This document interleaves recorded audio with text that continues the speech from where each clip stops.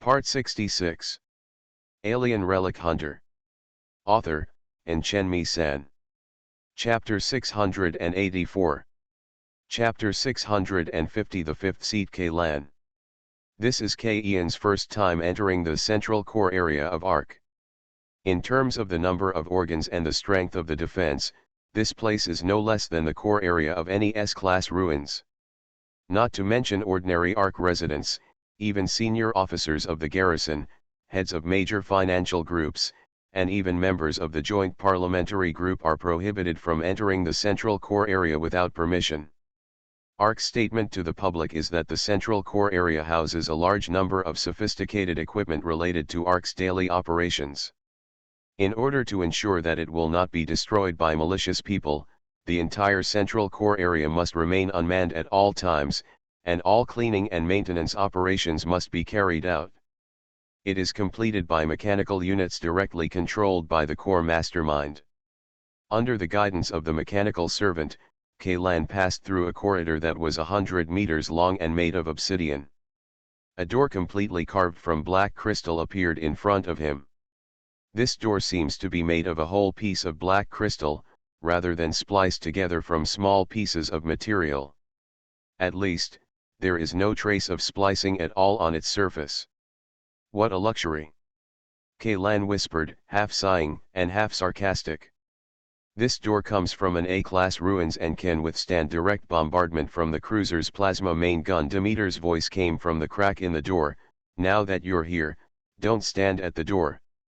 Come in. The mechanical servants stepped aside. K-Lan quickly understood what they meant. Except for members of the Undead Crew Association, other people or machines were not qualified to push open this door. He let out a chuckle in his heart.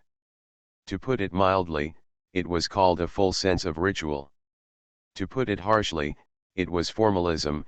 He never expected that the Undead Crew would be so pedantic about such trivial matters. This is probably the commonality of the ruling class. K-Lan slowly exhaled and reached out to push open the cold, heavy door. At the back is a room the size of a football field. In the middle of the room is a long table with 24 chairs, the same round table that K-Lan saw in the Bronze City Tower. There is a big difference. The chairs are not wooden carved Gothic high-backed chairs, but heavy metal chairs full of mechanical feel. A faint blue holographic projection sits on most of the chairs, and only 3 chairs are empty, the Fool at the head, the Pope at the 5th seat, and the Devil at the 15th seat. Find your seat, and then take your seat. The speaker was Poseidon, the tower located at the 16th seat. The seat next to him was empty, and a devil's pattern was engraved on the back of the chair. This voice was the old male voice that had appeared on the call before. K-Lan nodded slightly at his projection, found the 5th Pope seat, and sat down. On his left-hand side is the 4th seat King Zeus. The holographic projection is a bearded man wearing a crown. He is leaning on the back of the chair and assuming a posture of closing his eyes and concentrating. The holographic projection is used to pose this pose. Not even willing to look at him, K-Lan immediately understood that his neighbor probably didn't like him as a newcomer very much. He probably voted against his decision to join the Undead Crew Association. Ticket. On the other side, there is a young woman with beautiful features and a beautiful smile. Her appearance combines almost all the characteristics of Eastern and Western beauties. Her facial features are both exquisite and unique to Eastern women, and also have those of Western Caucasians. A three-dimensional feeling. Those passionate peach blossom eyes were looking at K-Lan with a smile. Even K-Lan, who thought he had a strong immunity to beautiful women, couldn't help but feel happy when he saw this face. A hint of strange feeling. This is just a blue translucent holographic projection. If it were a real person or a realistic CG image, the visual impact would probably be even greater. Immortal Crew, Seat 6, Lover, Aphrodite. Just when K-Ian's eyes moved to the other members of the crew, the chair behind him suddenly made a clear and crisp sound, and then, a set of restraints similar to torture instruments was put on him. On hands and feet. Don't be nervous, This is one of the necessary procedures for human society. We need to scan your body information and record it, Demeter explained to Kaylan. A small device suspended in mid-air slowly floated in front of Kaylan. A red light shot out from the lens on the front of the device, scanning Kaylan from head to toe, and then disappeared into the shadows again. The restraints on Ian's body were also released, and he retracted into the inside of the chair. Although the vote has been made before, you still need to confirm it again, Demeter said, whether we accept Kaylan to join us and become the 5th member of the undead crew, the new pope. One after another light beams lit up in front of these projections. Green ones represented approval, red ones represented objections. Kaylan noticed that there was also a green light on the empty 15th seat. This is the result of the previous vote. Kaylan looked around, and sure enough, there was a red light on his left side and a green light on his right side. As for Queen Demeter, Tower Poseidon, and Justice Themis and World Hermaphrodites, 4 members of the undead crew who had interacted with Kaylan, all voted in favor. The Fool abstained, the Pope was absent, and the Tower was the sponsor of this resolution. His vote in favor did not count.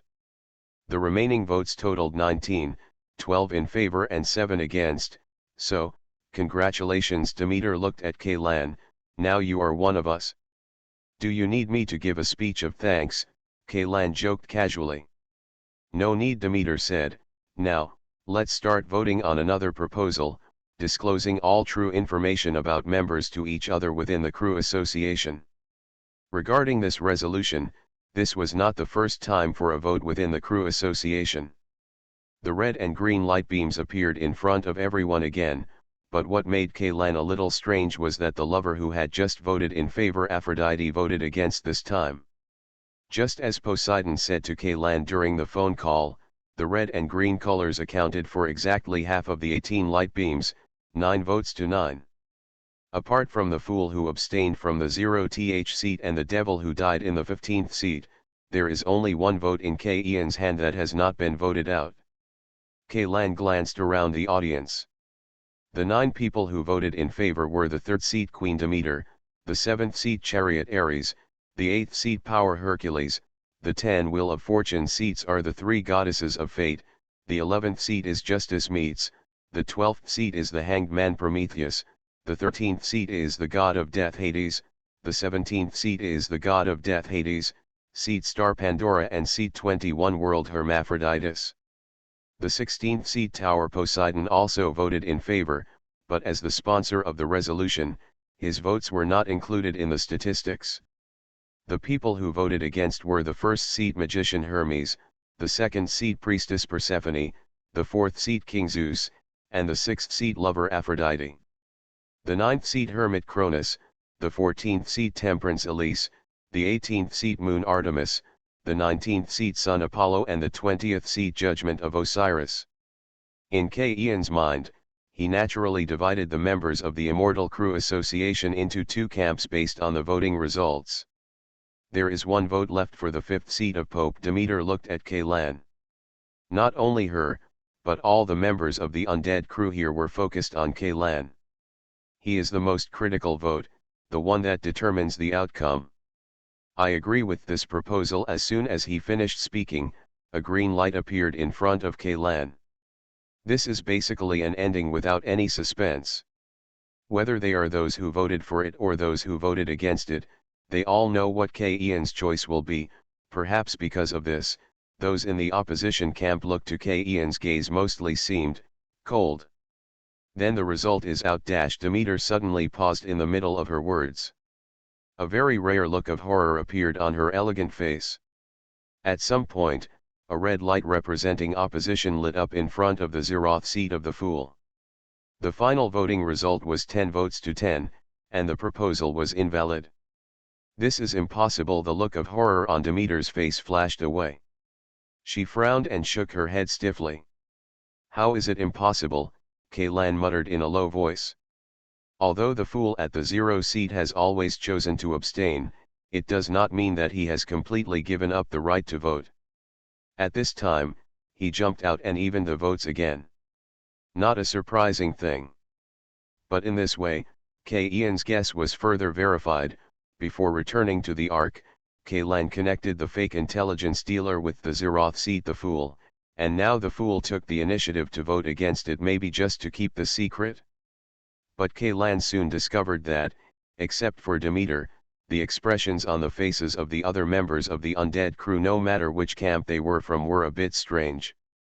"You don't know, the Fool hasn't attended an internal meeting of the crew for a long time," Demeter said. When was the last time the Fool participated in voting? Lan couldn't help but ask.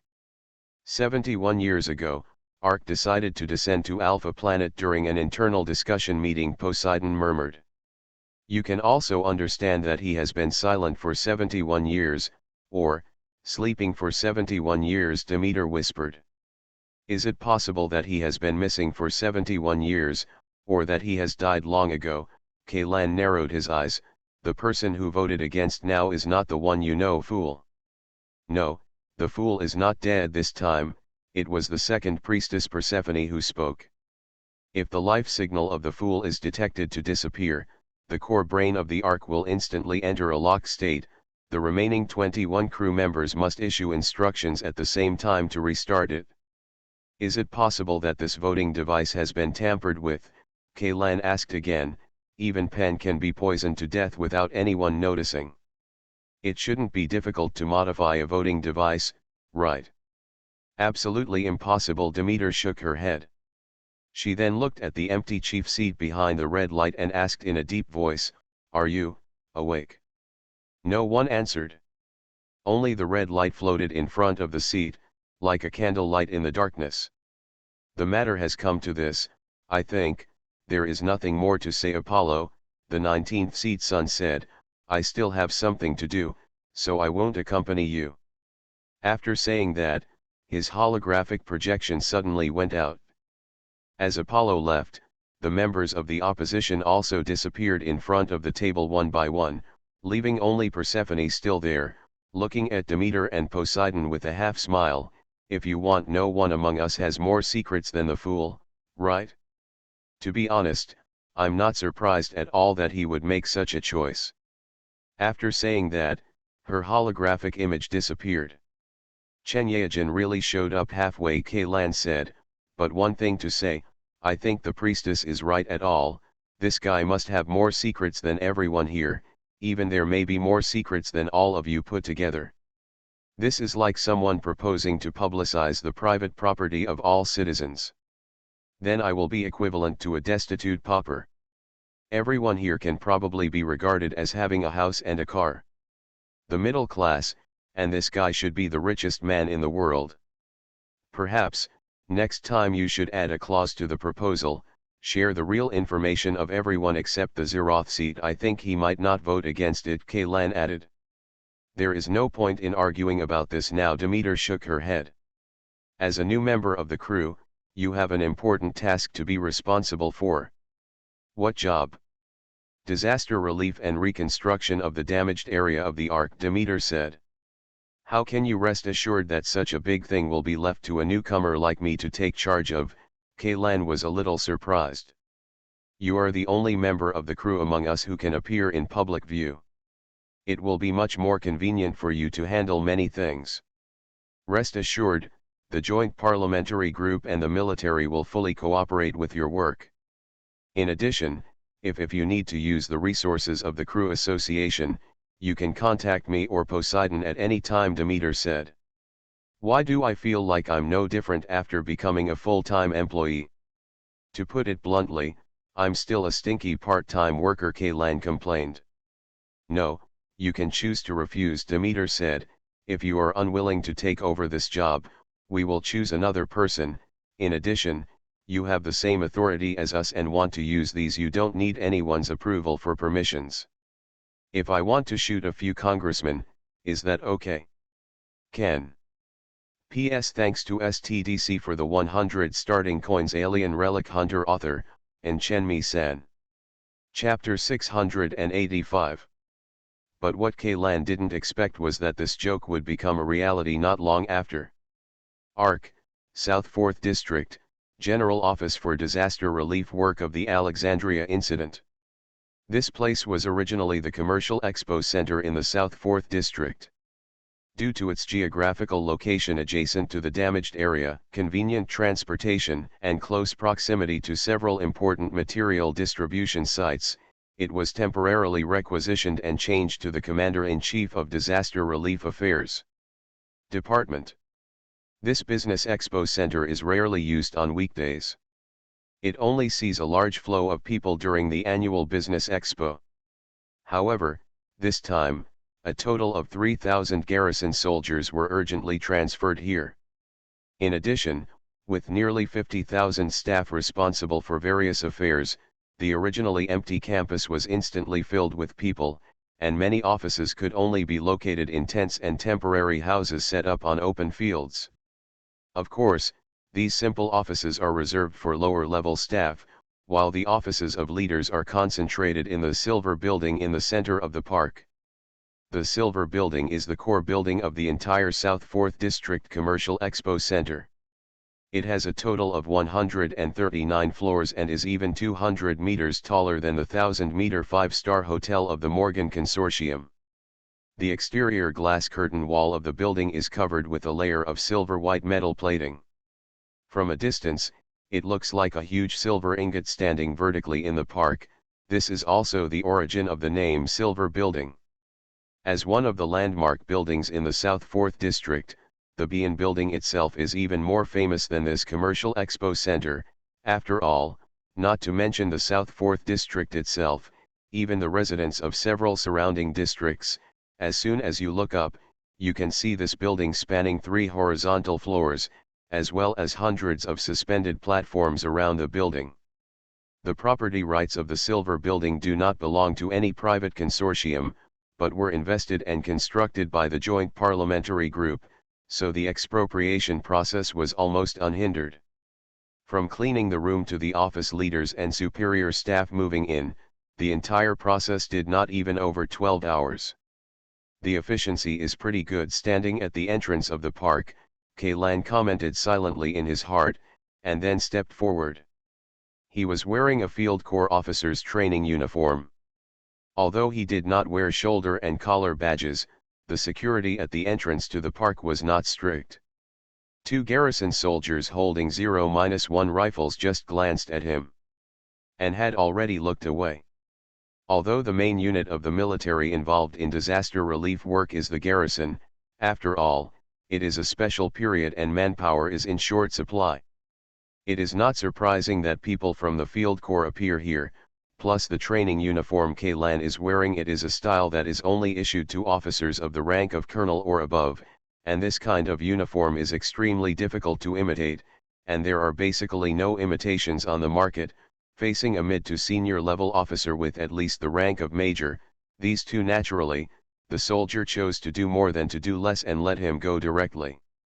As soon as he entered the park, Kaylan was almost bumped into by a person.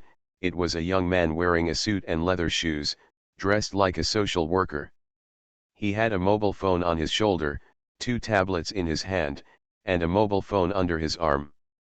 Carrying a large pile of paper documents, he didn't even have time to say sorry before running past Kaylan and heading to another tent. It's not just this young man.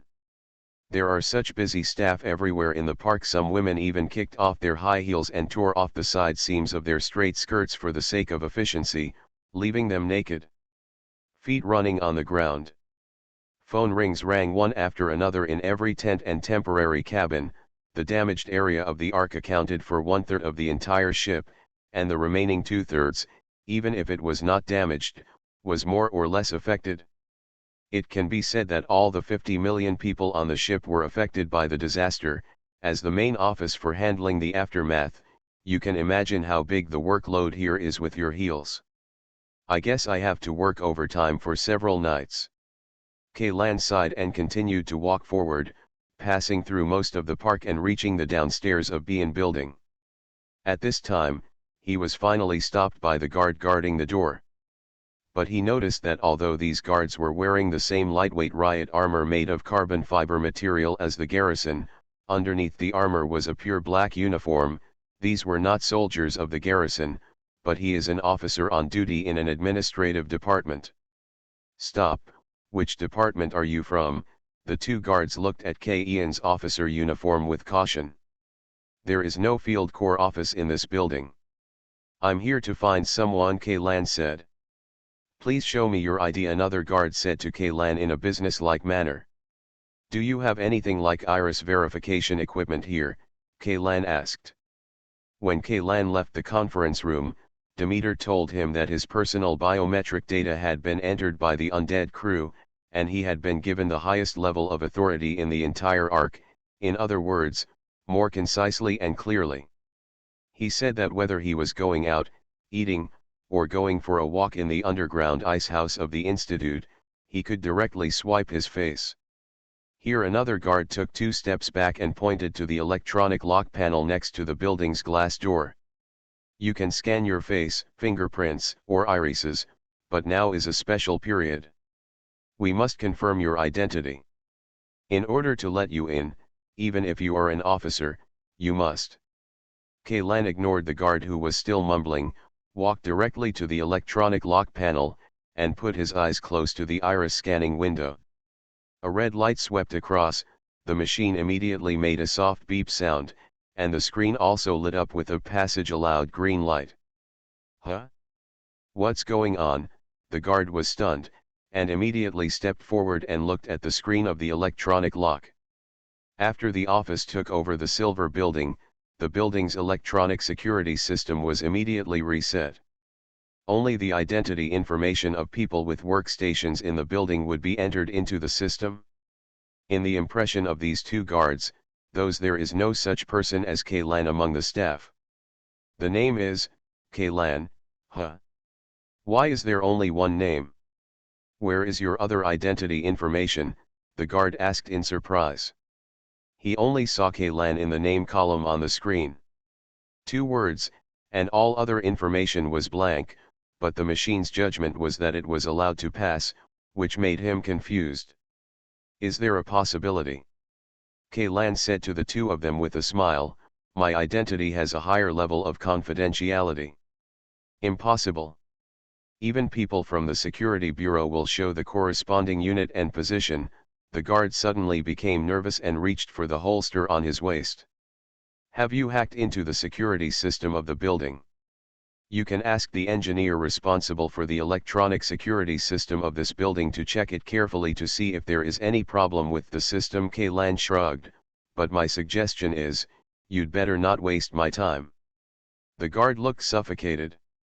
After looking at each other with his colleagues, one of them stared at Lan, while the other turned around and started communicating quietly and urgently into the walkie-talkie. After more than 10 seconds, the other guard ended the call. He looked at Lan strangely and said, the people from the security department said there is no problem. Then can I go in? Lan pointed to the door. The guard nodded with a complicated expression, seemingly reluctant, but had to let Lan in. As Lan said, if he had an urgent task and wasted time, if they were held accountable, not only would they lose their jobs, but there would also be other punishments. It's strange, it's so busy outside, but it's so difficult to get into this building. Lan muttered in his heart, if everyone had to be questioned like this when entering or leaving, it would waste too much time. But it's also possible that I'm wearing the wrong clothes. If I had known better to change into a suit before coming back, these two guards probably wouldn't have stopped me. Lan walked straight to the elevator entrance on the side of the hall. In addition to him, there were more than a dozen young men and women waiting for the elevator. Each of them had the same characteristics, anxious expressions, and information prompts that kept ringing. Mobile phones and folders that are so thick that they can't be fastened.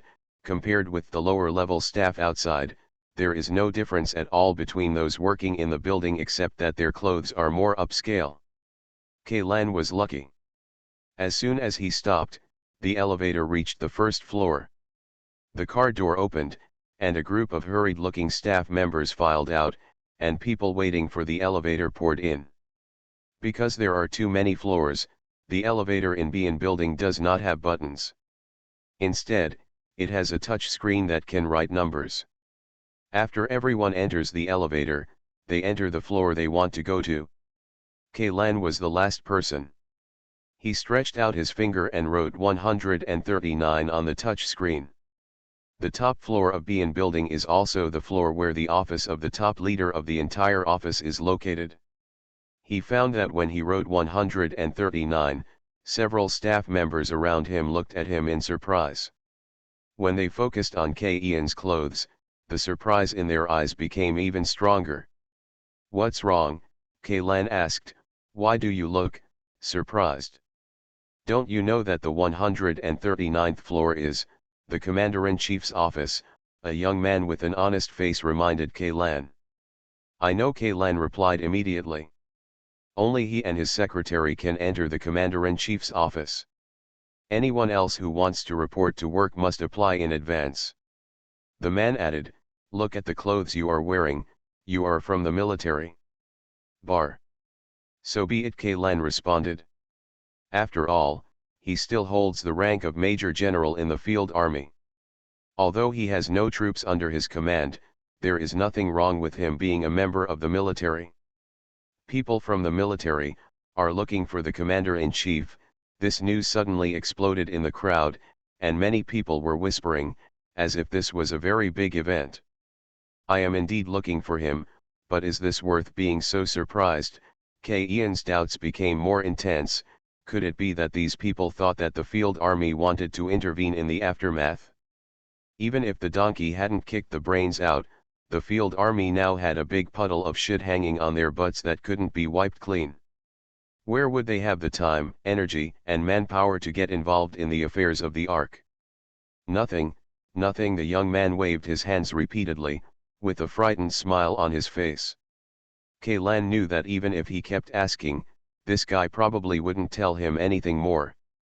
But among the whispers of others, Kaylan heard a very informative sentence: "Shouldn't this kind of matter be handled by the people of the Joint Parliamentary Group? Even if it is stabbed above, then what? It should be someone from the Security Bureau. How could it be someone from the military? There's something fishy," Kaylan thought to himself, but he was not in a hurry to ask those people. He was already in the elevator anyway. What questions did the Commander-in-Chief have?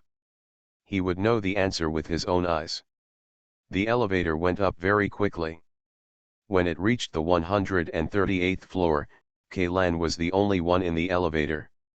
When the floor number jumped to 139, there was a ding sound and the car door slid open to both sides. On the side, an empty and neat corridor appeared in front of Kaylan. "There is only the Commander-in-Chief and his secretary on the top floor." Kaylan looked around. Compared with other overcrowded floors, the top floor seemed extremely quiet, and no one could be heard at all. "This is too wasteful." He glanced at the floor map posted on the wall and walked towards the office of the general manager of the office, but before Kaylan could reach the door, he saw a beautiful girl with messy clothes and a flushed face hurriedly leaving. Walked out of the room. Her steps were a little hurried, but she didn't have any documents or electronic devices in her hands, and her legs and waist were in a weird posture when she walked. The girl lowered her head and did not see Kaylan. She turned around and walked into an office with the sign "Secretary's Office Number 4" on it, and quickly closed the door. Kaylan frowned. He had vaguely guessed something, and an inexplicable anger suddenly rose from his heart. He opened the door and strode into the office of the general manager. There was a strange smell permeating the room. In the past, Kaylan might not have been able to tell what it was, but now, the answer in his heart was ready to come out. There was no one sitting behind the desk. After Kaylan walked around the office, a middle-aged man with a big belly walked out from the lounge hidden behind the wall, holding up his pants. As soon as he saw Kaylan, he immediately exclaimed, "Who are you? How did you get in?" He reached out to grab the phone on his desk, but the next second, the phone had already reached Ian's hand. "Of course I just walked in," Kaylan replied.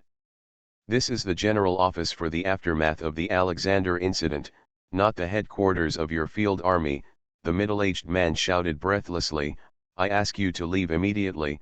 No, no, you can't leave now. Oh, you also know that this is the general office for the aftermath of the Alexandria incident," Kaylan said in a weird voice. "If you hadn't told me, I would have thought you regarded this place as your home." "What do you mean?" The middle-aged man immediately widened his eyes and asked. "Your name is Hinata Yuji, right? Are you from Congressman Williams?" Before coming, Kaylan had already mastered the identity information of all the senior leaders of the office, but what he didn't expect was that he would be greeted by such an outrageous scene. Fortunately, he asked the people of the undead crew not to notify the joint parliamentary group in advance. Otherwise, this guy would be greeting him with neat clothes and a smile on his face, right? "Who are you?" Hinata Yuji asked in shock and anger. "The people below are so busy, I think you are very free." Kaylan did not answer the other party's question, but dragged the laptop on the table and looked through the documents inside. "PS Thanks to Sahara Scorpio for the 500 starting coins. You are listening to Novels at Bless Up channel. Wish you happiness and luck. Please subscribe to receive new novels. How do you feel about this novel? Please like and leave a comment. Alien Relic Hunter author, and Chenmi-san. Chapter 686. Put down the computer. Seeing Kaylan flipping through the accounts in his notebook, Hinata Yuji suddenly became anxious. He didn't even care that he had not yet put on his pants, and rushed towards Kaylan. But before his hands could catch Kaylan, Kaylan was kicked hard in the stomach. His whole body flew back several times faster than when he rushed towards him, and slammed into the desk. There was a loud noise from the cabinet shelf at the back. Hinata Yuji suddenly let out a scream. He felt as if his spine had been broken. The barbs formed by the broken wooden cabinet directly penetrated the skin and fat, and blood flowed down along the folds between the fat. "Oh!" Hinata Yuji struggled to sit up, but found that his lower body was completely unresponsive. His heart suddenly felt cold. Was he paralyzed? Could it be that the spine is really broken? Damn, damn, damn, damn. He cursed crazily in his mind. Although with current medical technology, this kind of injury can be restored to its original state with just a few minor surgeries and a week in the medical cabin, the suffering during the treatment will definitely be inevitable. Especially when it comes to nerve connection surgery for a broken spine, even if you take anesthesia, you can't completely block out the sour feeling like an electric shock.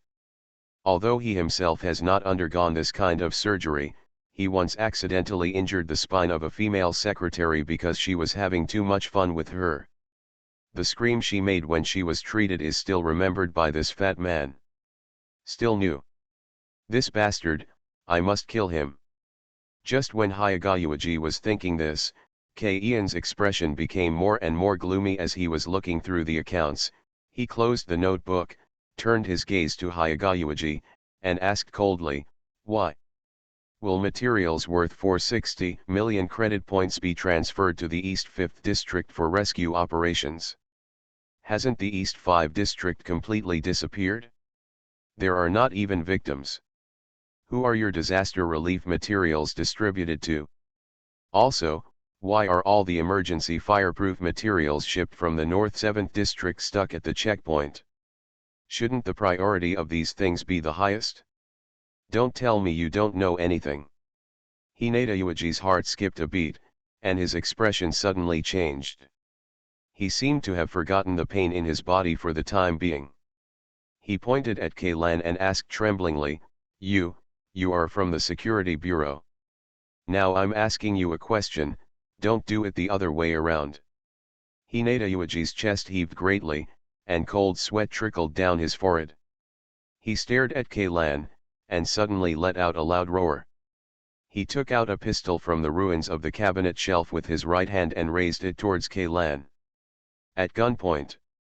If he wanted to kill Kaylan just now, he was just out of anger, but when Kaylan pointed out the problems in the accounts of disaster relief materials, he had already really wanted to kill him. This matter must not be leaked. Once it is leaked, he will not be the only one who will be implicated, If he kills an investigator from the Security Bureau, maybe the person above him can still save himself, but if the secrets in the computer are exposed, if exposed, not to mention him, even the person above him will probably be killed. But before he could point the gun at Kaylan had already picked up several signature pens on the desk and threw them out hard. The pen instantly penetrated Hinata Yuichi's palm, nailing his hand to the ground. A louder howl echoed in the huge office. "Let me ask you again, what are these anomalies in the accounts?" I don't know." Hinata Yuichi shook his head. "You won't tell me even if you die, right?" Kaylan picked up the pistol that fell on the ground, only then did he realize that the pistol's safety was not turned on and the bullets were not loaded. In other words, even if Kaylan had if he didn't take action, no matter how Hinata Yuichi pulled the trigger on him, the bullets in the gun would not be fired at all. Pulling the slide, loading the bullet, and then opening the safety, Kaylan deliberately completed the series of actions in front of Hinata Yuichi's eyes, and then put the muzzle of the gun against his head. "I'll give you one last chance. You can't kill me. Even if you are an investigator of the Security Bureau, you have no right to accuse me without having conclusive evidence and going through a legal trial process. I know the process by heart, but you really don't want to talk about it." As soon as Hinata Yuichi's mouth shape for no appeared, Kaylan pulled the trigger without hesitation. Bang! The bullet penetrated from the forehead, directly smashing the entire brain. This guy's gun was a 9mm pocket pistol, which was very weak. The bullet stayed in the skull cavity and did not penetrate from the back of the head. In this way, it was not possible. Eliminate those disharmonious images of red and white. "Those people at the door, come in," Kaylan shouted outside. When he kicked Hinata Yuichi away, the loud noise he made attracted the footsteps of several people, but these footsteps, the sound stopped at the door of the office, and no one dared to open the door and come in. After a few seconds, the office door was carefully pushed open, and several beautiful young women dressed as secretaries walked in with frightened expressions. The first thing they saw was Hinata Yuichi lying behind the desk, and the bullet hole on this guy's head, although these women had roughly guessed what happened inside after hearing the gunshot, but when they saw Hinata after Yuichi's body, several people still let out ear-piercing screams. "Please be quiet, please," Kaylan said in a deep voice. A secretary who looked relatively calm pulled his companion hard, and then asked Kaylan in a trembling voice, "Please, who are you?" "I am the person sent from above to take over the office," Kaylan said. "Are you all this guy's secretaries?" He pointed to the body on the ground. "Yes, no," the woman nodded, then shook her head. "Yes or no?" "We are all Mr. Hinata's secretaries, but I am the only one who is really responsible for the secretarial work. Everyone else is." The calmest woman replied. "They are all playthings he found specially, right?" "I understand." Kaylan nodded in understanding, and then waved to the real secretary. "Then the accounts and lists of these disaster relief supplies should be, was it passed down through your hands?" "Yes." The secretary nodded with a complicated expression. "I have some questions to ask you, and you must answer them truthfully. Do you understand?" As the number of accounts Kaylan flipped through increased, he found that there were more and more problematic entries. 3 days ago, 4 batches of 60,000 emergency rations were shipped from the Hongshan food factory in Beiju district. According to regulations, these emergency rations should arrive in the most severely affected areas within 24 hours, but why haven't they waited until now? Are still stranded at a distribution point less than 15 kilometers away from here? Don't tell me it's because of traffic jams or insufficient transportation capacity. I know what's going on outside now than you guys sitting in the office." "Yes, Mr. Hinata withheld the emergency rations," the secretary said hesitantly. He said that the damaged areas are now in a power outage. The cold storage has basically been deactivated and cannot store such a large amount. If the supplies are sent at this time, this batch of emergency rations may spoil due to improper storage. Fart, Kaylan was so angry that he kicked Hinata Yuichi's body again. Emergency rations, explain, explain, explain to me what the hell emergency rations are. These things are either sealed dry powder preparations stored in polyethylene and aluminum foil bags, or simply sealed cans, will not deteriorate even if they are thrown into the wilderness for 5 or 6 years. You actually told me that they cannot be stored without cold storage. This is what Mr. Hinata said. The female secretary's head suddenly shrank, her eyes drooped, and she did not dare to look at Kaylan at all. So what did he say about you?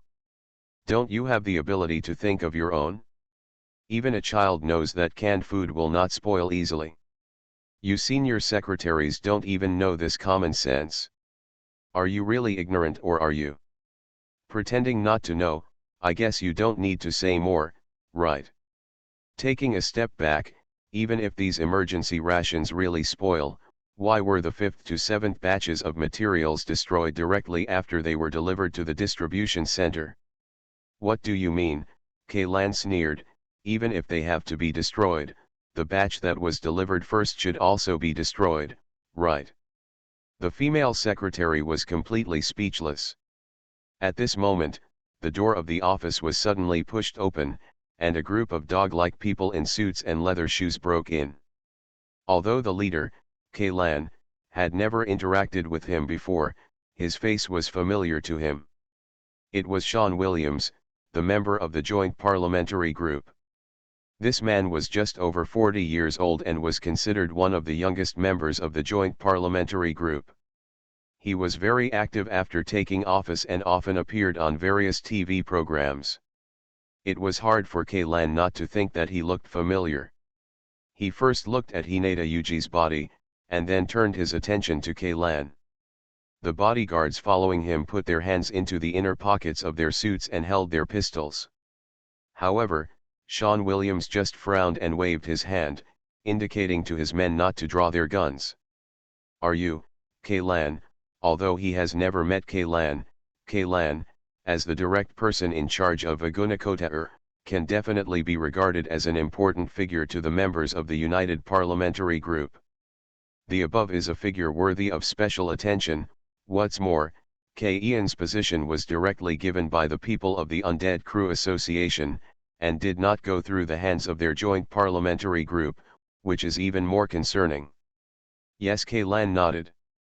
I just received an order from above, saying that you are coming to take over the disaster relief office, but you don't have to kill people, right?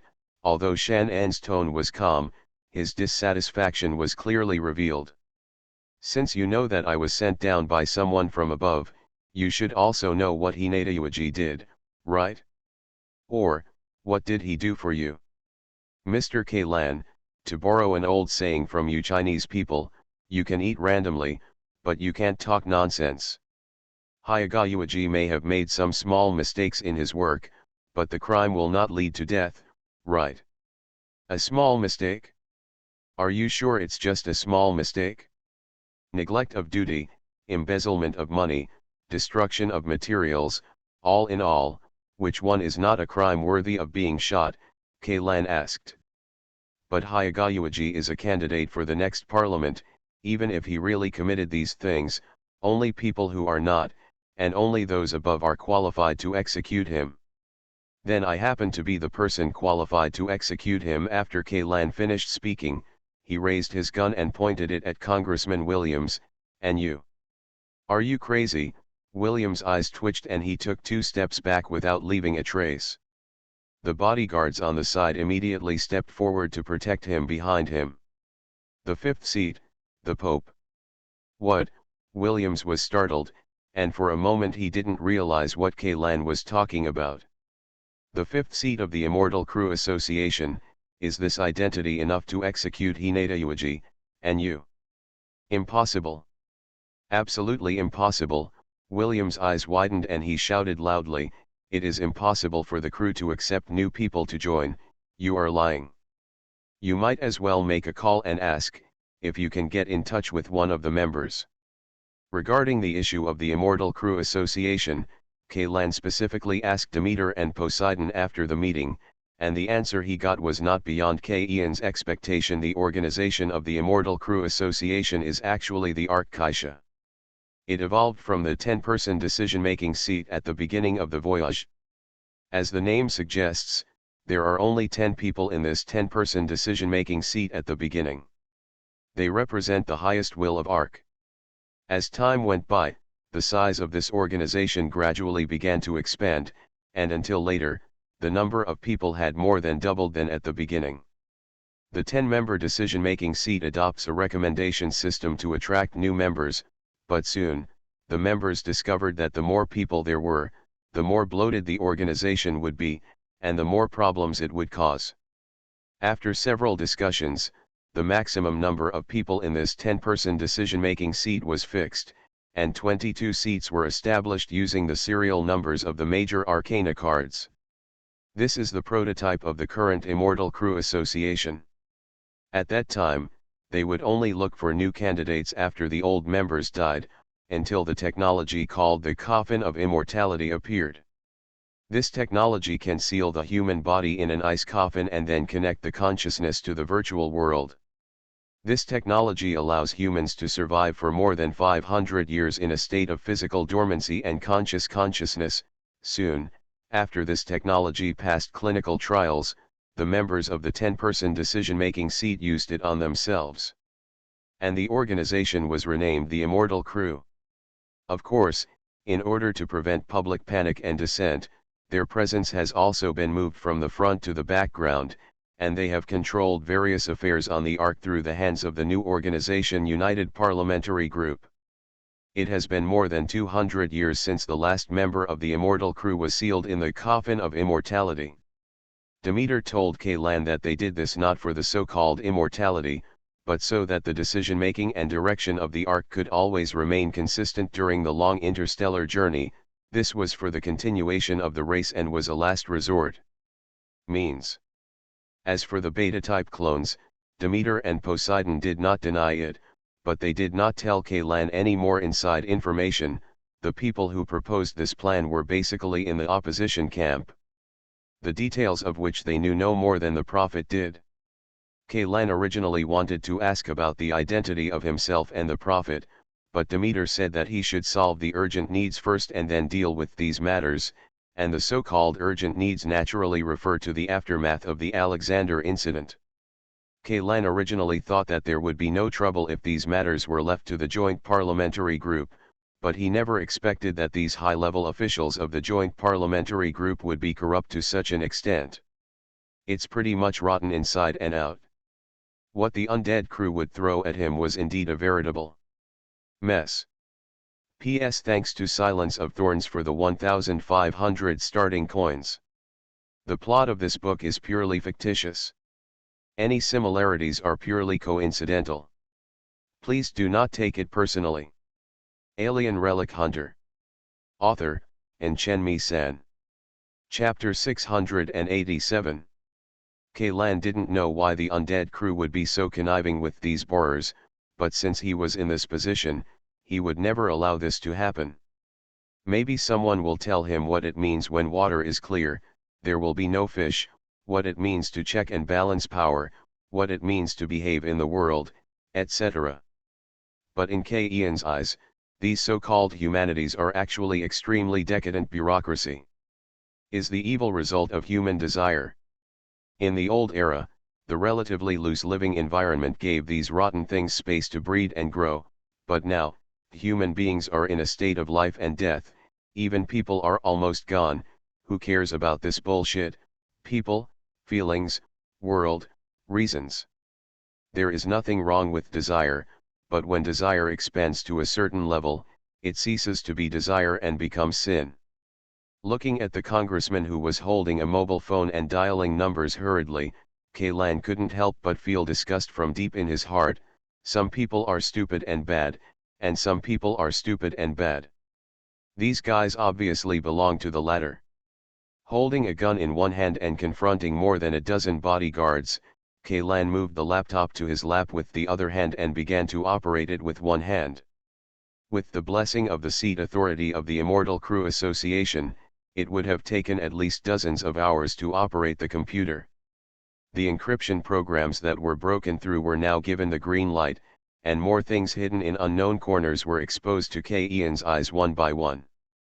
K-Lan discovered that in the past 24 hours, Hyaga Yuji's office had received a total of more than 1,780 emails from the public, and 99.9% of these emails were still in the unread status. K-Lan casually clicked on a dozen emails. These emails included requests for help and complaints, but the contents were basically the same.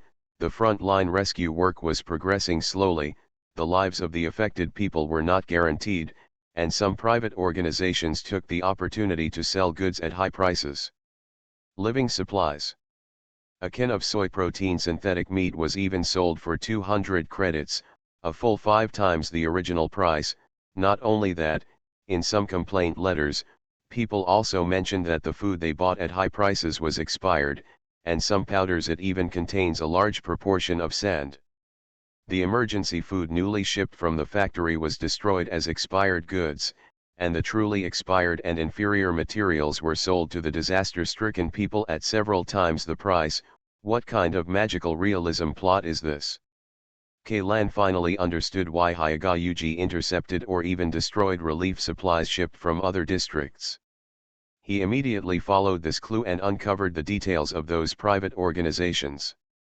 It turned out that the supply channels behind these private organizations almost all came from a company called Williams Logistics.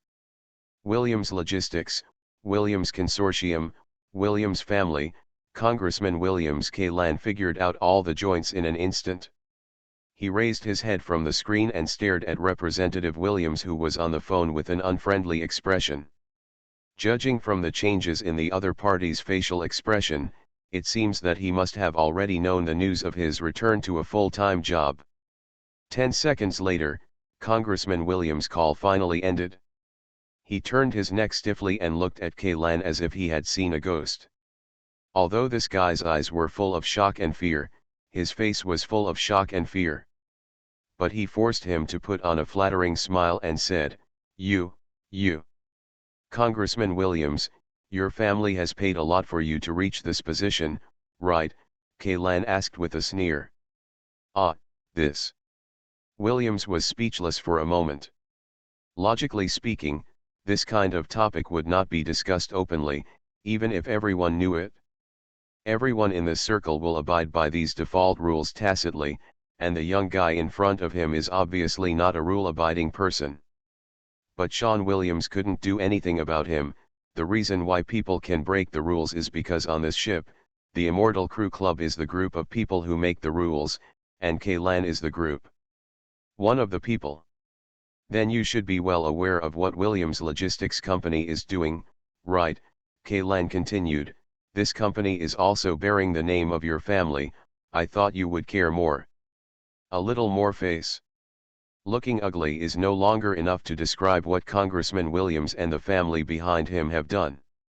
In the Alexander incident, at least 20 million of the 50 million residents of the Ark were killed. 9 out of 10 of the remaining half of the population were affected by the disaster. As a member of the United Parliamentary Group, Williams not only failed to they took the disaster relief work seriously, but instead hindered it, deliberately obstructed the transportation of materials, and unscrupulously used it to make huge profits. These people are greedy to the point of being insane. Congressman Williams, did you know that in ancient China, there was a word specifically used to describe people like you? What? There are too many words to write. K-Lan said word by word. I just. Representative Williams wanted to defend himself, but as soon as he opened his mouth, he found that he couldn't say anything. This is not the first time he has done this kind of thing. In the past, the undead crew would turn a blind eye to them, but this time, the big shots above are serious about it. Williams felt very regretful in his heart, but what he regretted was not that he had done these things, but that he had failed to keep confidentiality, failed to destroy problematic accounts and documents in time, and failed to block the access of those people. Mouth. The evidence is irrefutable. I don't think you can come up with any defense, right? Kaylan pushed the safety of the pistol with his thumb. Wait. Wait a minute. Please wait a minute. Seeing Kaylan turn on the safety of the pistol, Representative Williams shouted immediately, I am willing to compensate. I am willing to use my family's assets to fill the supply gap. 5 times, no, 10 times is fine. At this point, you don't think that the Williams family still has the right to control its own assets, right? Kaylan whispered softly, don't worry, after this matter is over, the Williams family should it ceases to exist. Kaylan used to read cool articles on the internet when he was bored, and he would often see some overbearing comments such as it's getting colder, it's time for the X family to go bankrupt, or I'm tired of playing, it's time for the X family to disappear CEO joke. But now, when this kind of plot actually happened in reality, he neither felt happy nor could he laugh at all. There was only anger in his heart. Seemingly seeing the determination in Ian's eyes, Counselor Williams took a sharp breath, and suddenly shouted to the bodyguards under his opponent, stop him. Then he turned and ran towards the door. These bodyguards had never heard of the existence of the Undead Crew Club and had no idea of Ian's identity. After hearing their master's order, they did not hesitate and immediately rushed towards Kaylan. But they at least heard clearly that Williams' order was to stop him and not kill him. These bodyguards did not draw their guns. In their view, the young man in front of them was not even taller than the tall man. They are no match for one-on-one, let alone with so many of them together. As for the gun in the opponent's hand, it was just a 9mm pocket pistol, and the weakest among the bodyguards was also a level 2 enhanced person. As long as he didn't get shot in a vital part like the eye, even if the bullet hit him on their heads, it would be difficult to shoot through their skulls. But Kaylan didn't fire. Facing the group of big men rushing towards him, he supported the tabletop of his desk with one hand and flew forward with a swift and powerful sweep of his legs, directly knocking down the 3 bodyguards who were rushing forward. With a crisp sound of bones breaking, the chests of the 3 bodyguards sank instantly, and they didn't know how many ribs were broken by the kicks. These bodyguards didn't use their guns, and Kaylan didn't kill him either, except for one unfortunate guy whose broken ribs pierced his heart and died on the spot. The other 2's lives would not be in danger as long as they were sent to the hospital in time. However, death did not scare these bodyguards. As bodyguards around members of the Joint Parliamentary Group, these people are quite professional. When the objects they protect are attacked, they will not hesitate to use their bodies to block them. Bullets, they care more about their employer's orders than their own safety. The moment the 3 bodyguards fell, 5 more bodyguards came forward. 4 of them grabbed Ian's hands and feet, and the other one threw himself at the laptop on the table, trying to snatch it. Evidence. At this time, Congressman Williams had already rushed out of the office and ran towards the elevator desperately. He knew in his heart that he was finished, and so was the Williams family, but as a scheming man, he had already made the worst plan, parking at a private airport belonging to the Williams Consortium on the upper level of the Ark. He was flying a large transport plane with a large amount of supplies stacked in the cabin. The identity of the transport plane was also specially disguised. As long as he could successfully board the plane, he was fully confident that he could escape from the Ark with his family before the military could react. In the wilderness, there are several secret strongholds prepared by the Williams Consortium in the early years. Although the living conditions are certainly not comparable to the status of a member of Congress under 24 people and above 50 million people, at least they don't have to face it. Judgment of the Ark, at least, not dead. But when Representative Williams was still 5 meters away from the elevator door, a handsome but thin boy stopped in front of him. The other party closed his eyes slightly, stood there steadily, holding a sword with a badly worn scabbard in both hands. "Get out of my way," Counselor Williams roared angrily, stretched out a hand and pushed towards the boy. He didn't see the opponent's action of drawing out the knife, and he didn't even feel any pain. He only felt a slight movement on his side, and he lost his balance and fell to the ground. While falling to the ground, Counselor Williams saw a familiar arm falling 3 or 4 meters away from him. The cut at the end of the arm was as flat as a mirror, and bright red blood was continuously shooting out of the blood vessels. There is a valuable mechanical watch on the wrist of this arm. This watch is the favorite thing of Congressman Williams. Only then did he realize that it was his left arm that had been chopped off, and a sharp pain suddenly came from his shoulder. Representative Williams felt that his whole nerve seemed to be cut off. Hanging, he couldn't help but scream loudly. He stretched out his hand to grab the boy's ankle, but a gray light flashed before his eyes, and Representative Williams' other hand fell to the ground. He opened his mouth wide, wanting to cry out, but found that no scream came out of his throat, only a whoosh sound like a broken bellows. "Don't kill him yet, this man is still useful." On the other side, Kaylan had already placed among the dozen bodyguards, and walked to Congressman Williams' side while flexing his muscles. Yes, Asano Akira nodded. If it were Laugo or someone else here, he would definitely ask Kaylan why he didn't kill this guy. Only Asano Akira would unconditionally obey any order given by Kaylan. He is like a knife, a silent but sharp knife. "Come here." Kaylan waved to the pale female secretary, who trembled all over and hesitated for a moment before walking over tremblingly. "Find someone to clean this floor. In addition, you have to deal with all the abnormal accounts in the past within 6 hours, distribute all the materials that should be issued, and implement all the plans that should be implemented." Kaylan, as he said that, he lifted up Representative Williams, who had fainted from the pain, and said, "I still have some things to deal with now. When I come back, I hope everything can get back on track." "Then, what about them?" The female secretary pointed to the other secretaries. "Those who are capable of working will be kept to work, those who are not capable will be dismissed directly." Kaylan waved his hand. "In addition, there is no need to keep this floor empty. Apart from the office, other rooms can be used. Make use of all the information, and I want you to select a group of people specifically to manage the office's account for receiving emails from the public, organize all the collected questions into files, and send them to my desk. There is one thing I want. Let me remind you, I am not Hayagayuji.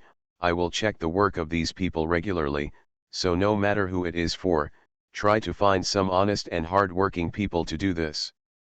I know." The female secretary nodded hurriedly. Kaylan has just established his authority.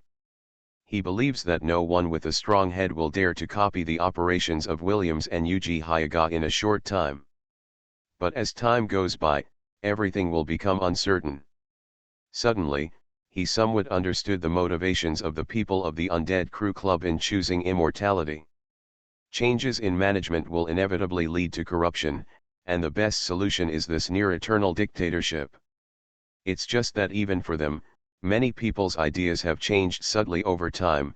Kaylan couldn't help but think of those people called saints in ancient times. If their lifespans could be hundreds or even hundreds of years, after thousands of years, can they still bear the title of saints?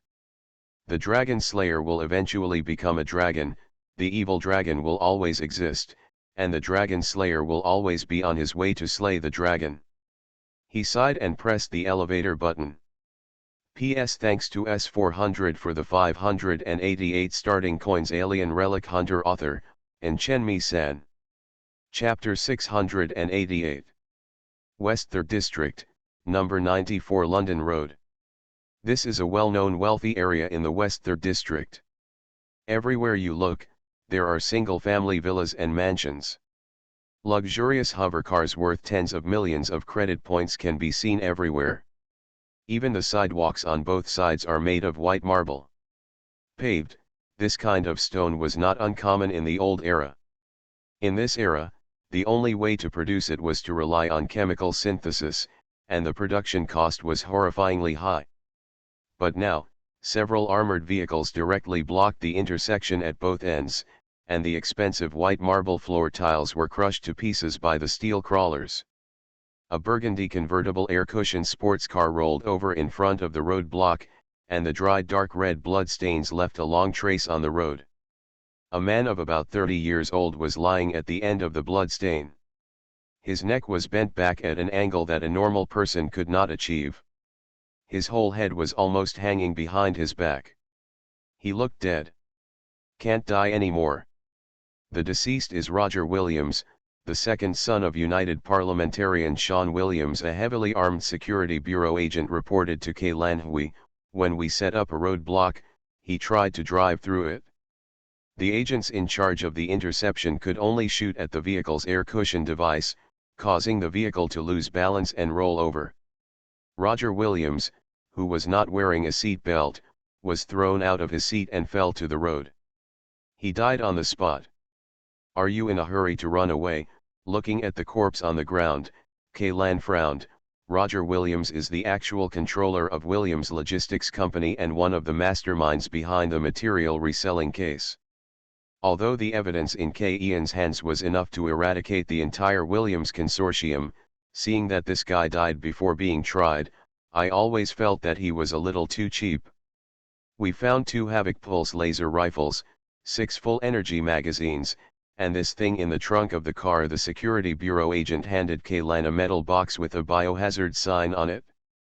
This metal box is a small refrigerated storage box carried by the agents. What is in the box is what was found in the car. Kalan opened the box, and with a burst of white cold air, what appeared in front of him was a disposable syringe in a thickened sealed bag. Through the visible window on the syringe, you can see the filling inside. It is a light blue clear liquid, and the dosage is about 2 to 3 milliliters. What is this? Are there any samples for testing? Kalan asked casually. The light blue liquid was marked with a biohazard label. He subconsciously thought of the T-virus serum in the movie Resident Evil. It has been tested and it is highly concentrated seed of corrosion cells, and they are cells of the B-type mutant, the Security Bureau agent replied. Good guy. What will happen if this thing is injected into the human body? It only takes 30 seconds at the shortest to spawn a corrosive seed in the rapid transformation stage in the infected person's body, and there is a high probability that it will be a type B mutant. That's really similar to the T-virus, Kalan complained inwardly. By the way, how long can this thing be kept? Kalan asked again. In a 0-degree environment, cells that have not found a host and failed to condense a nucleus can only survive for about 45 days at most. There is only one place on the Ark that can legally store this thing, and that is the underground icehouse of the Institute. However, the Institute has almost been delisted now, and the underground icehouse is completely under the control of the Crisis Management Department. It's impossible to get the cell concentrate of type B mutant from that place. The shelf life of this thing is 1.5 months, which means that the contents of the syringe were extracted and delivered to the Williams family within 1.5 months. At this time, the underground icehouse of the Institute has long been blocked. Even if there are moles in the Institute, there is no way to steal the cells to them. The only way for the Williams family to obtain the cells of the seed of corrosion is that's it, a heretic sect. According to time calculation, the prophet is probably already planning Alexander's awakening ceremony at this point in time. If Kalan hadn't used the projection of the Colossus of Flame to kill the god of machinery, Ark would have been in dire straits by now. Some people might take this opportunity to act in harmony with each other and directly rebel. Although the prophet is dead, the heretical sect has not been completely wiped out, especially those hidden in the Ark. Except for the removal of one Arezaka consortium, the other inner ghosts are deeply hidden and cannot be caught at all. Of the telltale. But it happened that the Williams family took advantage of this special period to commit a big death, which also involved a lot of clues. Kalan was worried about how to find the enemies inside Ark, when the Williams family came to their door. No matter how hard they calculated, they could not calculate that Kalan would become a formal member of the Immortal Crew, and use thunderous means to directly capture Sean Williams, and block all the main members of the Williams family in this building. Inside the mansion. At this moment, Outside the Williams family's mansion, Security Bureau agents wearing dark gray uniforms have surrounded the entire courtyard. Several commandos equipped with light power armor are carrying power-breaking hammers, preparing to force a breakthrough. Attention, all units, attention. Kaylan grabbed the walkie-talkie and said directly on the all-staff channel, there may be followers of heretical sects inside the target, and the existence of the corrosive seed container and the Black Bishop cannot be ruled out. Assault. After the operation begins, any resistors will be killed on the spot. All captured targets will be sealed with tape. Once anyone is found chanting prayers, report to me immediately, and everyone will evacuate the courtyard as quickly as possible. This group of Security Bureau agents are all elites drawn from various action groups. Everyone knows what the Black Bishop means. Kaylan is not worried that someone will shoot and kill someone during the sacrifice. The Black Bishop causes some uncontrollable situations. For the Black Bishop, the current default method is to wait for his sacrifice to be completed before killing the summoned monsters, especially on the Ark. In case something happens, winning the jackpot triggered a space-time storm, and I am afraid that even the remaining 2/3 of the hull will be completely destroyed. Bang! With a muffled sound, the powered door hammer opened the door of the mansion, and 4 commandos wearing power armor rushed in holding riot shields. This is the first assault team. No members of the Williams family were found in the hall. There was only a body wearing a bodyguard uniform lying on the ground. The news from the assault team came back quickly. Be careful with that corpse. Before Kaylan could finish his words, a burst of gunfire came from inside the house. Report. A sudden transformation corrosion seed broke out from the inside of the body and has been killed. We have no casualties. That's good. Pay attention to sealing off the entrances to each room, corridor, and staircase. Advance and search layer by layer. Use heartbeat scanners and thermal infrared images to make sure not to miss any corner, Kaylan said to the intercom. It is basically a certainty that the Williams family is connected to the heretic sect, but because of this, what was originally a relaxing and enjoyable home raiding mission is likely to turn into a hard battle. I hope things won't become like what happened in East 9th District. Kaylan muttered silently. It shouldn't be. The difference between the area of East 9th District and this villa is quite big. A somewhat familiar female voice sounded behind him. Kaylan looked back and saw that it was the person with whom he had previously cooperated in the Molten Mine area mission. The leader of the 3rd Field Team of the Security Bureau, Ayabrita. Why are you here too? Kaylan was a little surprised. I just received news that the Williams family is suspected of having an affair with a heretical section. I have been asked to bring people to support you. Aya bit her lower lip lightly and looked at Kaylan with a strange look. Pope, your mightiness. Hey, it seems you have been promoted. Kaylan smiled at her. The intelligence authority has been greatly improved. I am now the Deputy Minister of the Internal Affairs Department of the Security Bureau. In fact, the matter of Representative Williams and his family should be handled by our Ministry of Internal Affairs. Eradicate the rebels, right? Kaylan handed her the metal box in his hand, but you guys came just in time. Things may be more troublesome than we thought. Having more combat power also provides an extra layer of insurance. Is this the concentrated Type B mutant cell mentioned in the report? Aya said seriously, including bodyguards, nannies, chefs, etc. The number of permanent residents in the main house of the Williams family is about 15 to 20 people. If all these people are transformed into Type B mutants, it will indeed be a hard battle. That shouldn't be the case. Type B mutants still have very high requirements for containers. Kaylan shook his head. Elderly people over 60 years old and children under 14 years old cannot become qualified containers, so at least half of them can be eliminated. 10 B-type mutants should not be underestimated, especially when the space inside the building is narrow and it is impossible to distance ourselves to take advantage of long-range weapons. A full agent team may not necessarily have 1 B-type mutant. Opponent. Just when Aya finished speaking, a loud noise suddenly came from the intercom. A commando in power armor smashed the window at the stairwell of the second floor and flew out. The communication signals of others, then everything disappeared. You and Leighton are a bit similar, Kaylan couldn't help but said to Aya. What? They are all first-class crow-mouths. After saying these words, he quickly ran towards the commando, who fell to the ground.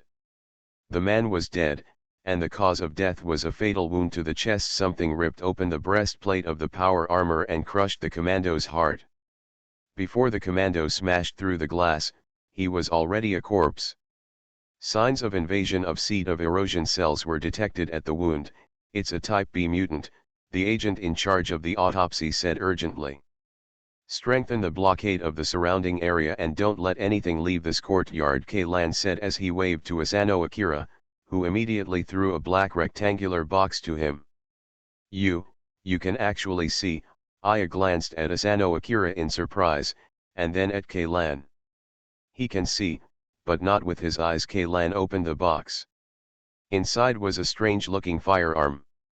The main body of the gun was a transparent crystal column, and the end of the butt was wrapped in a metal ball the size of a football. Inside the sphere, dozens of slender metal wires extend from the surface of the sphere and wrap around the crystal pillars. This gun has no magazine, but there are 3 standard energy crystal slots at the front end of the grip.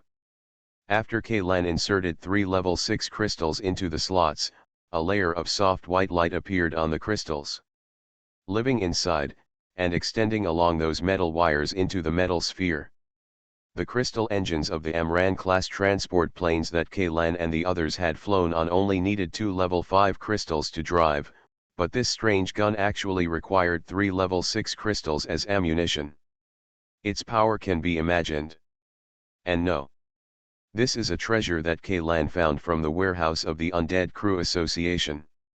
According to the records in the file, this gun comes from an A-level ruins.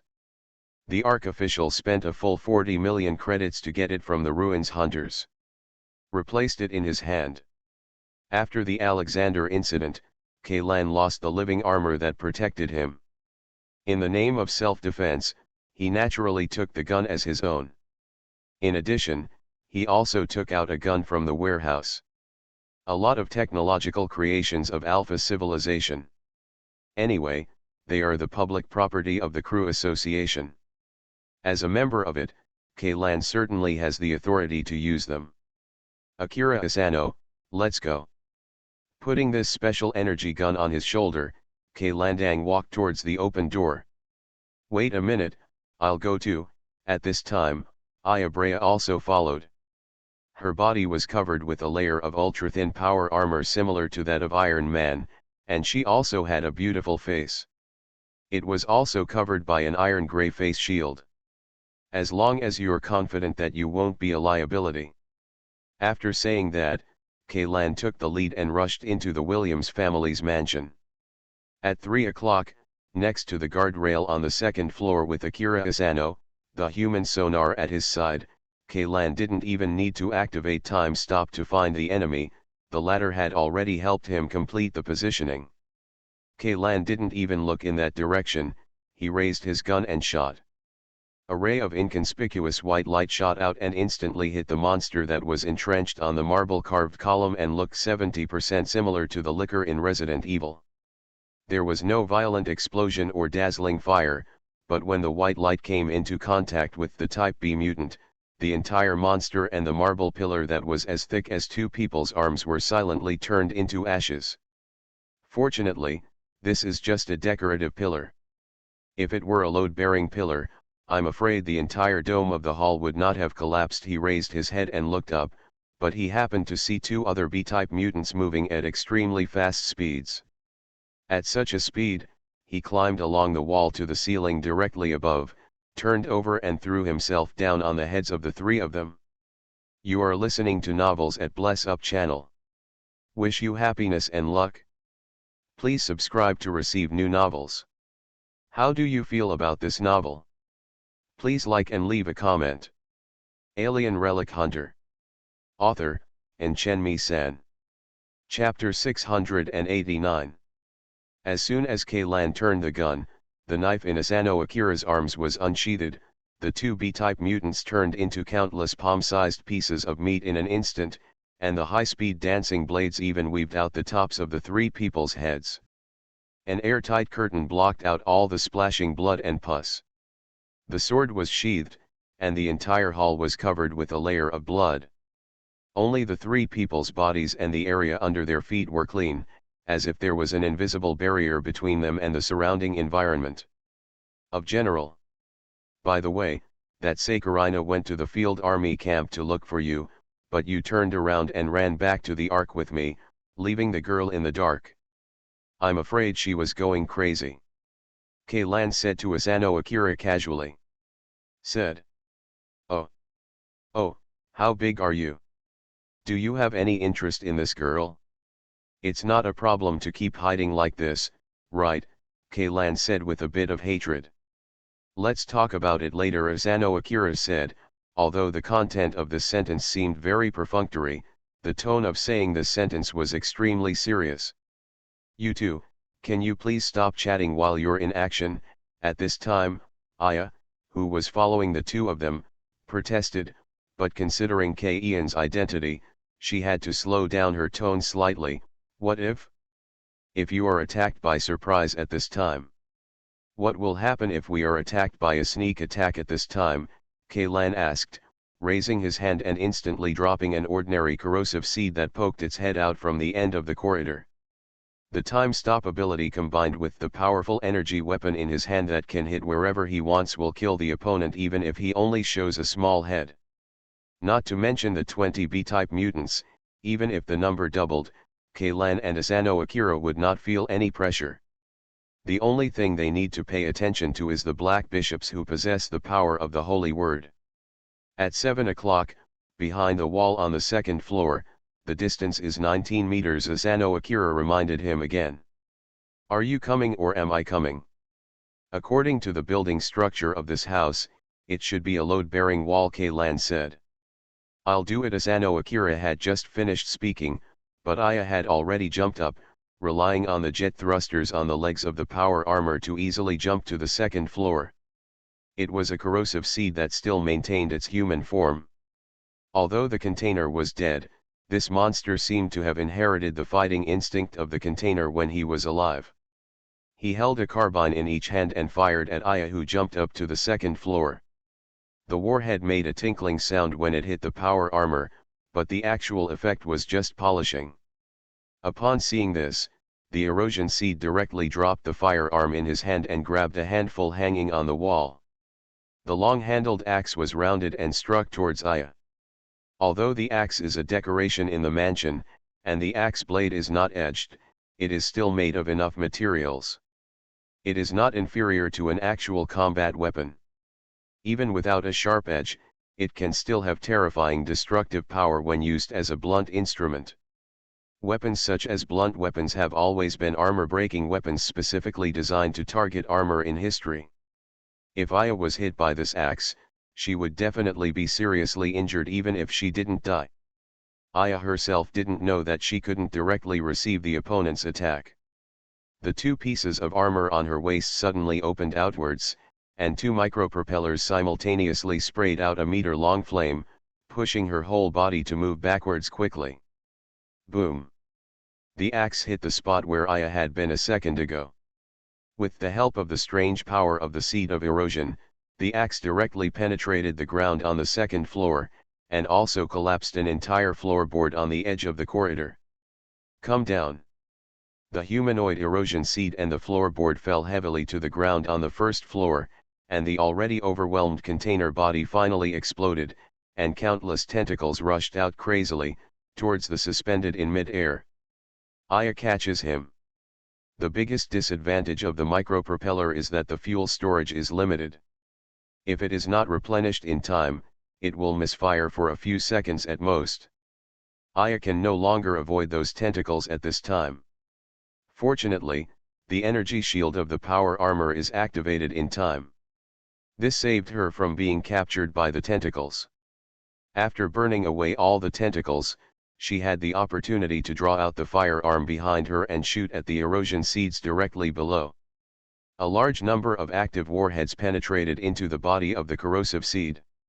When the deadly toxin flowed into the core, the monster finally calmed down and gradually turned into a pool of smelly pus. This is not a B-type mutant, perhaps it can barely be regarded as a relatively special N-type mutant. In addition to being able to use human weapons, in terms of combat power, it is actually not much better than ordinary erosion species. But even so, this corrosive seed still forced Aya into a somewhat embarrassing situation. Killing an ordinary corrosive seed only requires 3 to 5 rounds of enhanced active ammunition at most. It was enough, but just now in desperation, she just emptied the entire magazine. Aya couldn't help feeling that her face was a little hot. If it weren't for the metal mask, Kaylan would have seen a beautiful red face at this time. It's a bit reluctant, Team Leader Britta. No, it should be Deputy Minister Britta, Kaylan teased. Sorry. Aya couldn't help but lower her head. She was indeed a little brave just now. If there were any unnecessary casualties due to her actions, she would be fully responsible. Although the monster just now is not very strong in terms of physical strength, its combo of moves is still very clever. Kaylan tried to smooth things over. Actually, I can't blame you, but I hope you have more confidence in the two of us. You only need to be responsible for helping us hold the battle. If there is anything I need your help with, I will ask. Okay. Britta nodded and took the initiative to retreat behind the two of them. The three formed a triangular advancing formation, with Kaylan and Asano Akira in front and Aya behind, and quickly passed through the front hall of the mansion. After Asano Akira's confirmation, there was no movement in the front hall, but in the courtyard in the center of the house, there was a very strong heartbeat. The erosion seeds in the rapid transformation and mature stages have no heartbeat and can retain the heart structure. They are probably another kind of monster that is mutated from humans or indigenous creatures. So, is this guy in the yard the boss? Kaylan asked. It is very strong, as far as I can hear, it is the strongest one, Asano Akira replied. Then what do you think your chances of winning in a duel with this guy are? Kaylan asked again. Not sure, we'll have to know after fighting. Asano Akira shook his head. Should request support? After hearing what Akira Asano said, Aya suddenly became a little nervous. The troops of the security bureau are outside, and they can break into the mansion within a minute after sending the signal. It's not necessary. Kaylan shook his head. To deal with this kind of monster, the human wave tactic is useless. I think you don't want your subordinates to come in and give away their lives in vain, right? Then how about going up? Aya stopped mid-sentence. She originally wanted to say how about asking the people above for help, but she immediately realized that Kaylan had officially joined the Undead Crew Association. He is the man above. Until now, Aya still has a very strong sense of unreality. This time Kaylan was still at the front. He reached out and pushed open the heavy solid wood door leading to the central courtyard. It has to be said that the financial resources of the Williams family are also at the forefront among the top class of Ark. For example, the courtyard of Miss Soma's mansion is full of a swimming pool, a fountain, plus a few shrubs and trees. I was exhausted. The central courtyard of Williams' mansion is actually like a large botanical garden. Under the semi-covered dome, rare earth plants can be seen everywhere, trees and flowers that have long been extinct in ordinary people's knowledge. It is not known whether the seeds planted in this courtyard are seeds preserved by the Williams family for generations or an artificial species reproduced through genetic engineering. A winding path paved with gravel leads to the end of the courtyard, and on the right-hand side of the path is a corpse dressed as a gardener. There is a very obvious bullet hole in the vest of the corpse, but currently it was not determined whether this was the direct cause of death of the body. That thing is underground, Asano Akira said. No wonder the security bureau's drones didn't see anything, Aya said. At this moment, a dozen armed drones were hovering directly above the central courtyard, with black muzzles and hatches that had been opened. The missile launch nest has been aimed at the ground and can fire at any time. This guy is really calm. Is he waiting for us to walk into the trap, he said. Kaylan glanced at the 3 energy crystals used as magazines. Judging from the quality of the crystals, the maximum power of the shot, at least 2 shots can be fired, and there is a thunder beast dormant under the ground, which is enough to kill it instantly. What's more, with the thickness of the modules in the third west area, the soil depth of this central courtyard is only 10 meters deep, reaching the sky. It is impossible to bury a thunder beast. If it doesn't come out, blow it out. Aya looked at Asano Akira. Can you lock the specific location of that thing? I'll try to attack it directly with the drone. 34 meters straight ahead, about 1 meter deep. The target has been locked. Units 1 to 6, launch an attack. Aya immediately ordered the drone. Dozens of small missiles roared out and burrowed into the soil in an instant, followed by violent explosions and strong vibrations transmitted from the ground. Aya, who had activated the energy shield, jumped forward to save Kei Arashi, and Akira Asano blocked the aftermath of the explosion. However, there is no energy shield protection in other directions. Those rare flowers and trees with high prices were completely destroyed by the shockwave in an instant. The ancient tree was as thick as 4 or 5 people's arms, and even Kaylan couldn't name it. It was even uprooted and thrown to one side. Before the smoke from the explosion had dissipated, a black shadow more than 3 meters high had already rushed out of the smoke and crashed into Ayabrita, who was at the front of the team. Your energy shield can't stop this thing. Kaylan grabbed Aya's shoulders and forcibly pulled her back. Asano Akira quickly stepped forward and drew his knife forward. Chiang. The sound of metal colliding sounded. With the ability of stop time, Kaylan finally saw the true appearance of that thing. The monster's body was indeed a human, or an adult human male, but in his eyes the torso and limbs are wrapped in a hard shell like a crab. In the gaps of the carapace, there are also a large number of arthropods with bristles on the sides curled up. Its face was completely distorted. A pair of large claws with a metallic luster tore open the flesh on both sides of its cheeks.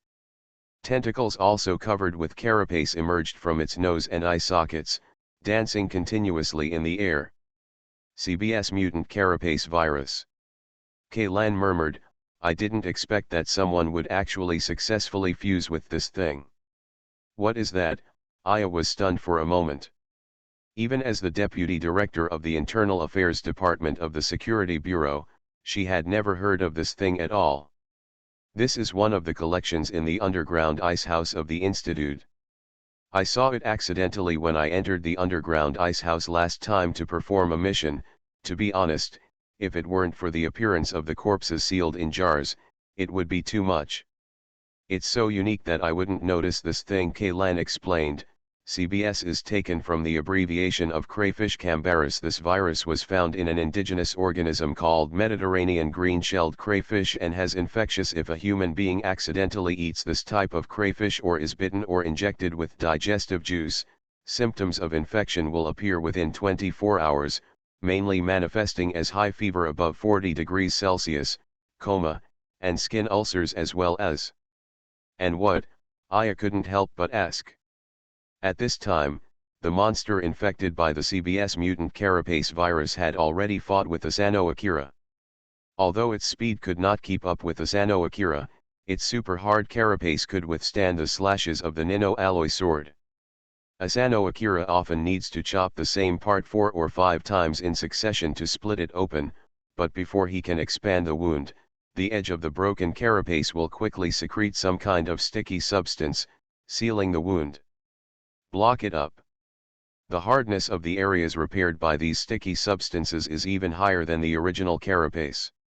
And the large number of carapace that proliferated on the body surface, the carapace on the corpse samples were almost exactly the same as those on this monster, Kaylan said. I later specifically checked the relevant information. After this virus infects the human body, it will quickly consume the body's energy and nutrients. Even if the infected person can be treated in time, it will be difficult to survive for more than a week.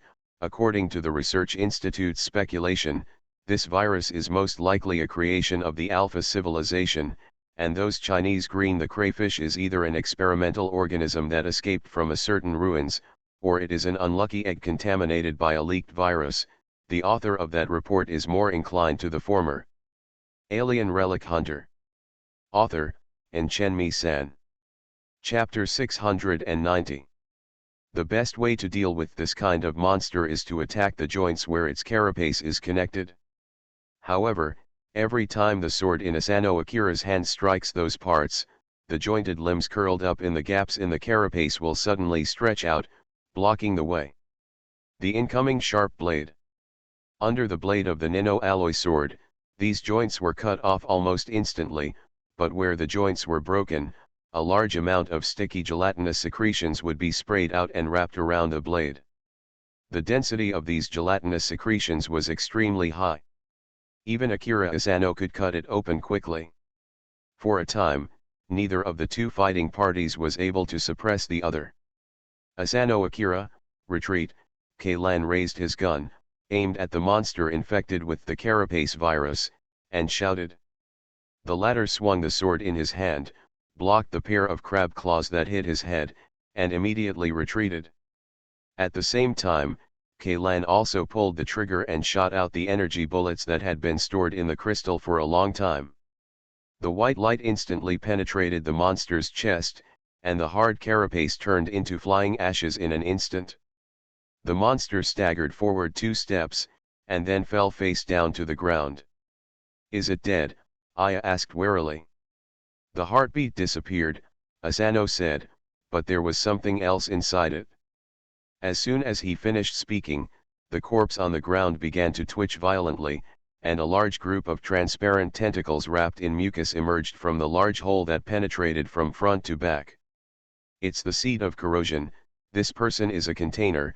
Aya immediately pulled the trigger, and the active warheads exploded after getting into the tentacles. Soon the body of the seed of corrosion turned into a pool of pus. I was still wondering how this person survived after being parasitized by the CBS mutant carapace virus. It turns out that he was already a container of the seed of corrosion before he was parasitized by the virus. With the powerful physique brought by the seed of corrosion, withstanding the side effects caused by the virus, and allowing the virus and the seeds of erosion to reach a relatively balanced state in the body, of course, these are just my guesses. K-Lan shot a gesture in the air at the snap of his fingers. A heavy-duty drone used to transport equipment descended from the sky, hooked the monster's body with a steel cable, and hoisted it up. The Institute would be happy to accept such a specimen. I just asked someone to check the daily purchase bills of Williams Mansion, and found that they purchase ingredients for about 200 people every week. In the past, I would have thought that they often held banquets or were a habit of wealthy aristocrats. A waste of sex, but now it seems that such a large amount of food is probably used to feed this monster. I raised her head and looked at the monster's body that had been hoisted into the air.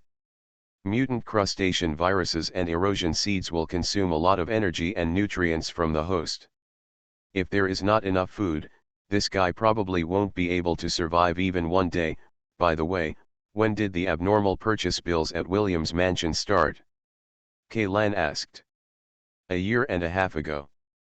Tisk, it seems that this group of people started raising this monster a year and a half ago." K-Lan exhaled. "This group of people are brave enough to actually dare to raise this thing on their own property in the house. Aren't we afraid that the monster will suddenly lose control one day?" "You are really brave to dare to embezzle disaster relief supplies at this time," Aya continued. Before she came here, she already knew about Ian's shooting of Hinata Yuji and the arrest of Sean Williams.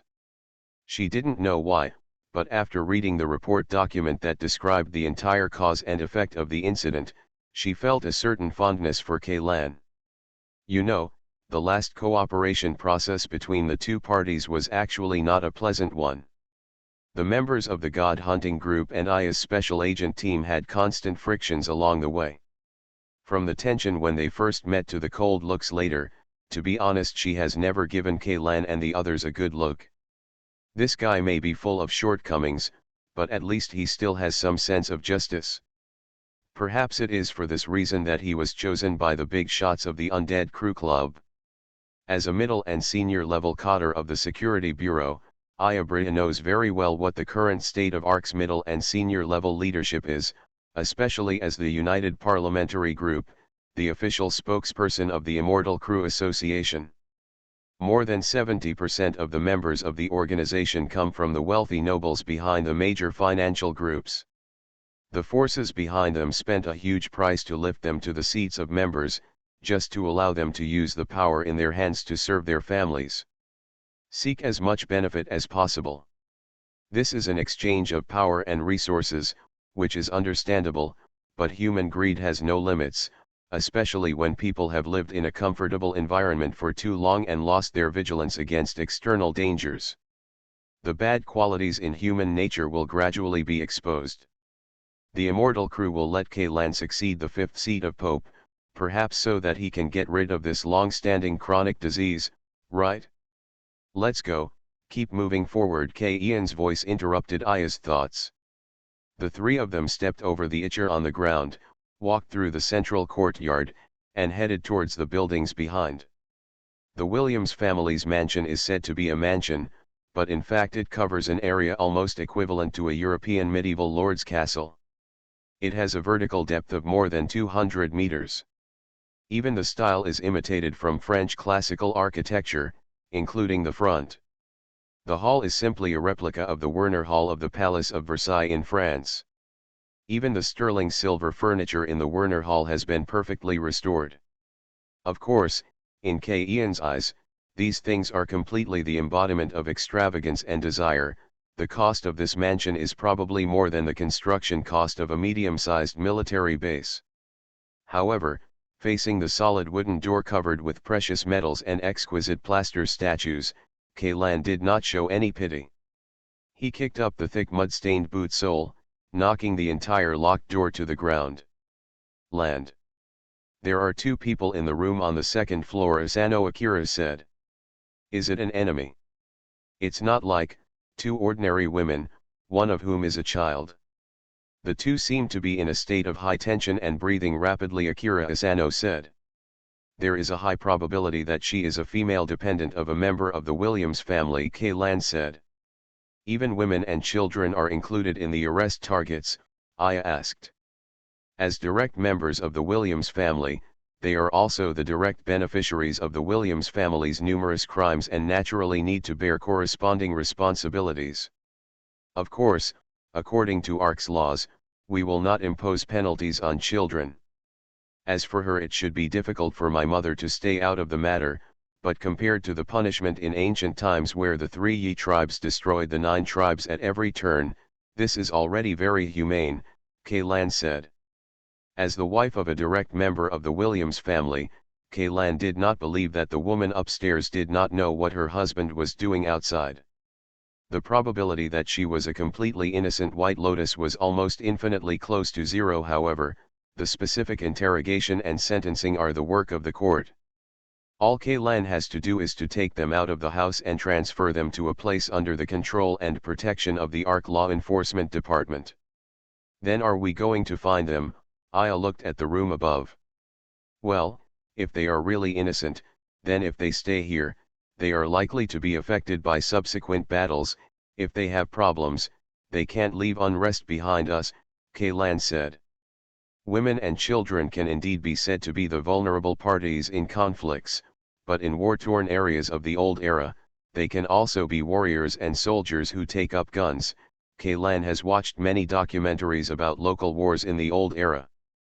In his impression, there were not a few elite soldiers who were beaten to death by women and children because of their carelessness. The same goes for seeds of erosion. As long as their physical conditions meet the standards, women and children can also be used as parasite containers. Let's go up. The three of them climbed up the stairs and soon arrived at the door of the room where the person was hiding. The door of the room was locked from the inside. Akira Asano pulled out his sword, pierced the tip of the knife directly into the door panel, pressed down, and cut off the alloy lock bolt. Kaylan reached out and pushed the door open. This is a bedroom with an extremely exquisite decoration style. In the middle of the bedroom is a European-style four-poster bed. The silk bedding on the bed is priceless at a glance. The dressing table on the side perfectly integrates holographic projection technology into the classical style. Among the style furniture, the mirror that looks like a polished bronze mirror is actually an ultra-high-resolution screen. The moment Kaylan broke into the room, the camera hidden on the ceiling was aimed at it. His face, and the corresponding alarm screen popped up on the mirror screen. A young woman who looked to be in her early 30s and a little girl who was only 5 or 6 years old were curled up at the other end of the big bed. It must be said that the Williams family's mate selection standards are still very high. Even Kaylan is not allowed to. He does not admit that this young woman is a beauty who can be ranked in the top 5 among all the women he has ever seen. Coupled with the unique temperament of a mature woman, coupled with the buff of being a mother, she is simply perfect. It poked a lot of LSP's XP systems. As for the little girl, she has perfectly inherited her mother's fine bloodline. Although she is still young and her face and figure have not yet grown, she already has the vague shadow of a monster who has brought disaster to the country and the people. In time, she will probably become another charming figure. The beauty of the country. Huh. Kaylan sighed secretly in his heart. Fortunately, he had seen many beauties and had enough immunity. Besides, his surname was neither Cao nor a copper-smelting magician. Although these two women amazed Kaylan, they were far from enough to make him do something irrational. As for the other two people who came in behind, Ayabrea was a woman herself, and Akira Asano was a blind man who still had doubts about his sexual orientation. If it were the soldiers from the garrison who came to ransack the house this time, the wife and daughter would probably be humiliated to some extent. At least they would not be able to escape the plundering and verbal teasing. You too. Kaylan recalled the list he had read before setting off. The two faces in front of him quickly matched the photos on the list. Although the photos were also very beautiful, they still looked it's even more shocking after seeing the real thing. Are they Roger Williams' wife and daughter? Yes, the young woman nodded with tears in her eyes, pulled the shoulder strap of her nightgown that had slipped to her arm, and pushed her long hair to one side. Put your hands where I can see them, and then walk out slowly. Kaylan waved to the two of them. I can guarantee your life safety and personal dignity, but the premise is that you must cooperate. I work. The young woman supported the ground with her hands and stood up with some difficulty. Kaylan noticed that her body seemed to be shaking constantly, and her fair skin was abnormally red. It's because of the cold. No, the power supply to the mansion has not been cut off, and the temperature control system is still operating normally. The temperature in the room is a pleasant 25 degrees Celsius. It is impossible to shiver because of the cold, so, is it possible? Because of fear? At this moment, Asano Akira suddenly pulled out his sword. She's reading something, Akira Asano warned. Kaylan then discovered that the other party took advantage of the cover of her long hair when she lowered her head to directly recite the holy word. This seemingly weak and beautiful woman turned out to be a gangster lurking in the Williams family. Cardinal. The young woman raised her face and looked at Kaylan and the others. Her lips moved quickly, and her eyes were full of madness and despair. You were careless. Kaylan felt a little regretful.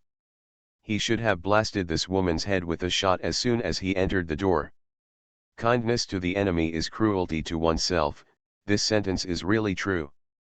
Let all Security Bureau agents on the periphery stay away from the mansion. I repeat, everyone, including agents and garrison personnel, stay away from the mansion immediately, Kaylan shouted into the intercom. Akira Asano held the knife in both hands and constantly adjusted his breathing. He also knew that when the sacrificial ceremony began, the best way to deal with it was to wait for the ceremony to end before killing the thing summoned by the other party. As for the sacrifice during the ceremony, it was a bomb full of randomness. Once it was struck with a knife, no one knew whether it was a double kicker or a big Ivan. This is trouble. Kaylan frowned. I thought there might be a black bishop hiding here, but I didn't expect that the black bishop would be Roger's wife. At least take the child over first, Aya said solemnly. She bent down, opened her mask, opened her arms to the little girl who was at a loss, and said softly, "Little sister, come to elder sister, can elder sister take you to eat sweets?" The little girl looked at Aya, then at her mother, and shook her head. For children born in this kind of family, candy may not be alluring, Kaylan said. Alien Relic Hunter. Author, Chenmi-san. Chapter 691. Aya's expression suddenly froze. What Kaylan said is not wrong. Children born in this kind of family have lived in an environment with extremely favorable material conditions since they were young. Things that ordinary children crave, such as candies and toys, are almost impossible to them. No matter how difficult it is to obtain, over time, these things will naturally not have any appeal to them. Then, what should we do? Aya looked at Kaylan with pleading eyes. She had grown up in the Security Bureau's training institution since she was a child. She began to perform tasks alone at the age of 14 and had almost no normal time. I have been in a family environment, and I have no emotional experience, let alone children. I really have no experience at all in coaxing children. What are you looking at me for? I've never taken care of a child before. Looking at Aya's eyes, Kaylan cursed in his heart. But complaining is complaining. Kaylan still tried to squat down, look at the little girl with a beautiful face, and said in the softest tone possible, "Your mother is not feeling well right now, little sister, hurry up and get here, come on, this big sister will take you to find daddy later." Seemingly reacting to the word dad, the little girl shrank her shoulders first, then glanced at her mother with some fear, and took a cautious step forward. 1 step, 2 steps, until she was about 2 meters away from the young woman.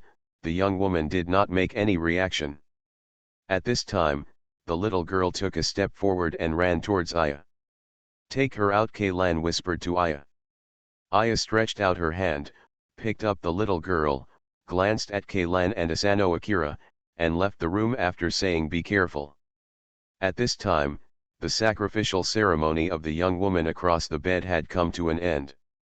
Her eyes were widened, and her delicate face gradually became twisted and ferocious, but for some reason, Kaylan always felt that something was not right. The other party was panting heavily, her towering chest heaving greatly, and the front wall of her chest between the two slender slings was stained with a strange crimson color. Her body leaned back slightly and she held her hands tightly. On the edge of the dressing table, even the carefully maintained nails were broken on the table without even realizing it. The words chanted between the two red lips became faster and faster. Kaylan suddenly realized that something was wrong. The black bishop he had encountered before, after the sacrifice ceremony began, the life force of the body would be quickly drained, especially when the ceremony was about to end. The black bishop himself would. There will be great changes. The more decent ones may turn into a mummy or a skeleton or something, while the more severe ones may have the whole body fester and rot, with pus flowing everywhere. But the body of the widow in front of him didn't seem to have changed significantly. Except that her breathing became a little faster. The young woman's plump body did not have the visual effect of being hollowed out. The smooth and delicate skin could be broken by blows, and the full amount of collagen supported the elastic and attractive figure. The curves, fat, and muscles under the skin are plump and well proportioned, with no sign of collapse. Only the fair skin has become rosy due to congestion. This does not look like it has been drained of life force. Strange. Kaylan did not relax his vigilance because of this, and still pointed the energy gun in his hand at the young woman's head. Finally, the long prayer was finished, but nothing happened. "What's going on?" Asano Akira raised his knife and asked. "I don't know, it can't be a network delay." Kaylan shook his head. He didn't know what the other party was doing. Could it be that this bitch is not the black bishop at all, but is just trying to scare them? That's not right. The pronunciation of the prayer she just recited was indeed based on the simulated syllables of the Alpha language, and there was nothing wrong with that. If she had just been thinking randomly, Kaylan would have heard the problem from the beginning. Why? Why is this happening? It was not only Kaylan and Asano Akira who were shocked and confused, but also the young woman. She was waving her arms hysterically, as if she was crazy. Why didn't the divine messenger come? Why? Have we been abandoned? Have we been abandoned by the great God? Abandoned by the prophet, she cried with a cry. Prophet. When he heard the young woman mention the prophet, Kaylan was startled at first, and then suddenly became enlightened. Although the battle at the ruins of the ancient bronze city is no longer a secret, the specific results and casualties were not announced to the public by the Ark official. In addition, due to the major disaster caused by the final judgment hitting the Ark itself, almost no one paid attention. It still lingers on the ruins of the ancient bronze city and Alexander. As for the death of the prophet, it has been temporarily blocked by the undead crew as a top-level secret. From the words of this young woman, we can know that she probably does not know the news of the death of the prophet.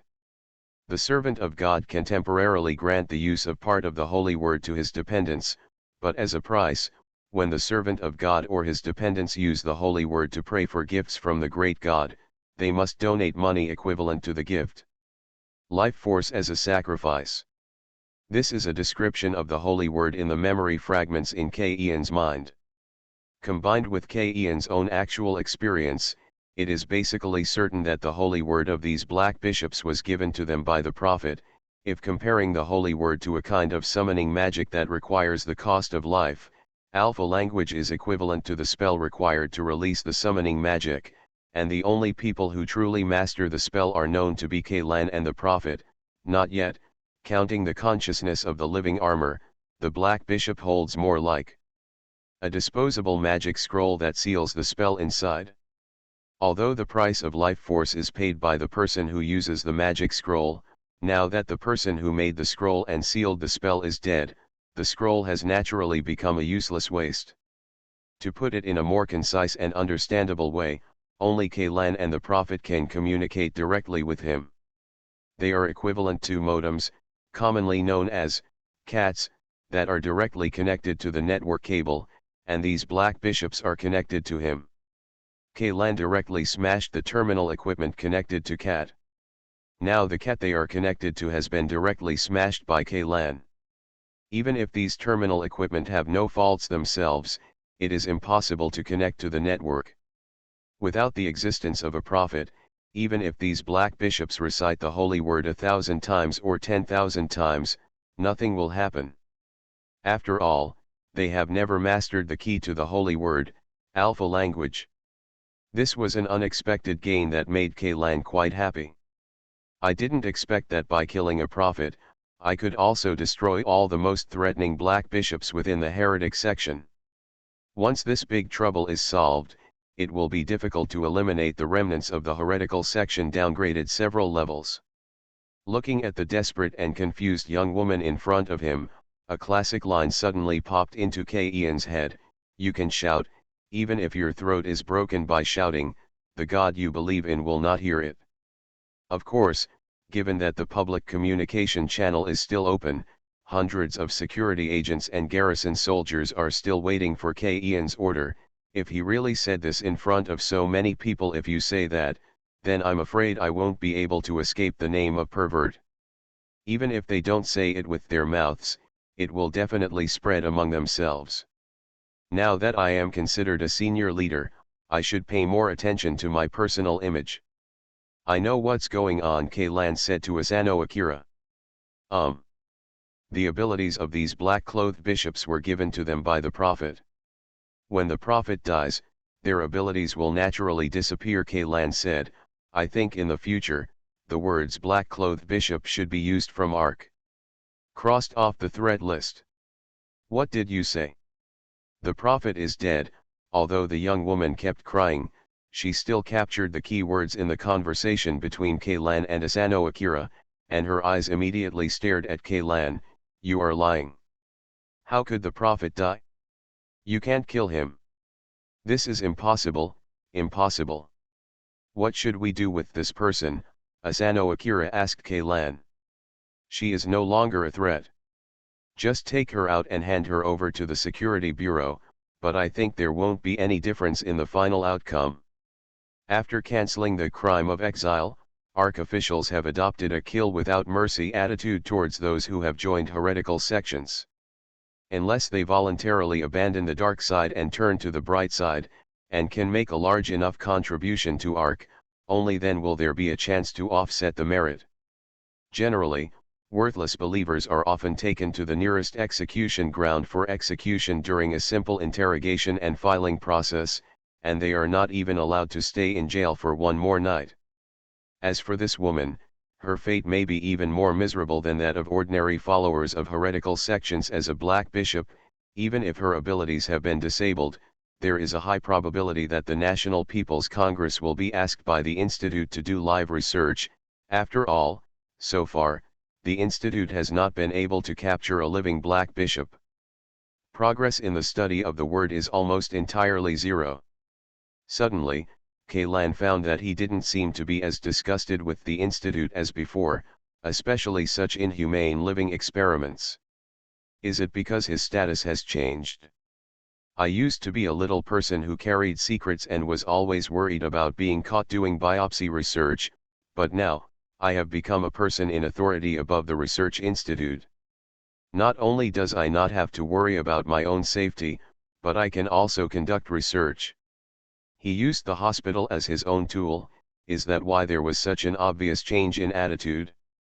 He couldn't help but twitch the corner of his mouth in a self-deprecating manner. It seemed that no matter who it was, it would be difficult for him to escape the law of the dragon slayer will eventually become the evil dragon. But at least you have to stick to the bottom line, Keilan warned himself in his heart. When he looked up, he saw the young woman pulling out a pistol from under the pillow, and the black muzzle was pointed at him. Unlike the pocket pistol Hinata Yuji used that couldn't even penetrate Kevlar body armor, this was a 0.5-inch hunting pistol. Along the thread-like rifling, Keilan had even seen it. The brass-colored bullet in the chamber. Bang. Ding. The sound of the hunting pistol was like thunder, completely covering up the sound of gold and iron that sounded almost at the same time. Two strong winds passed by Keian's cheeks, and a wisp of wind was caught by the airflow. The severed hair fell slowly. Keilan, who had released hundreds of time stops in just 1 second, clearly saw the frames of Akira Asano slicing the warhead open with his sword. With his ability, he could completely avoid this. It's a gun, but now that Asano Akira has taken action, Keilan is too lazy to move. He trusted Asano Akira very much, just as Asano Akira trusted him. After cutting the bullet, Asano Akira turned around and threw away the armor-piercing knife stuck in his waist. The sharp tip of the knife penetrated directly through the young woman's throat. The young woman's body twitched, and she seemed to want to reach out and touch the knife stuck in her neck, but before her arm could reach her chest, the pupils of her eyes began to expand, and she fell straight down. What a pity, Keilan sighed. To be honest, he didn't know whether he was pity that such a beautiful woman died unexpectedly, or that he was pity that the Institute was missing a precious living sample. Should I not kill her?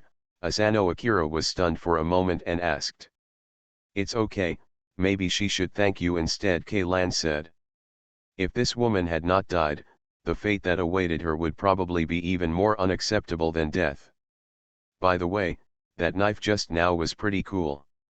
The knife chopped bullets, just like in the movie. Keilan knew that relying solely on the limits of human body, it is impossible to swing a knife faster than a bullet, but with the addition of Asano Akira's after gaining special abilities, this kind of operation is no longer just a special effects shot that can only appear in movies.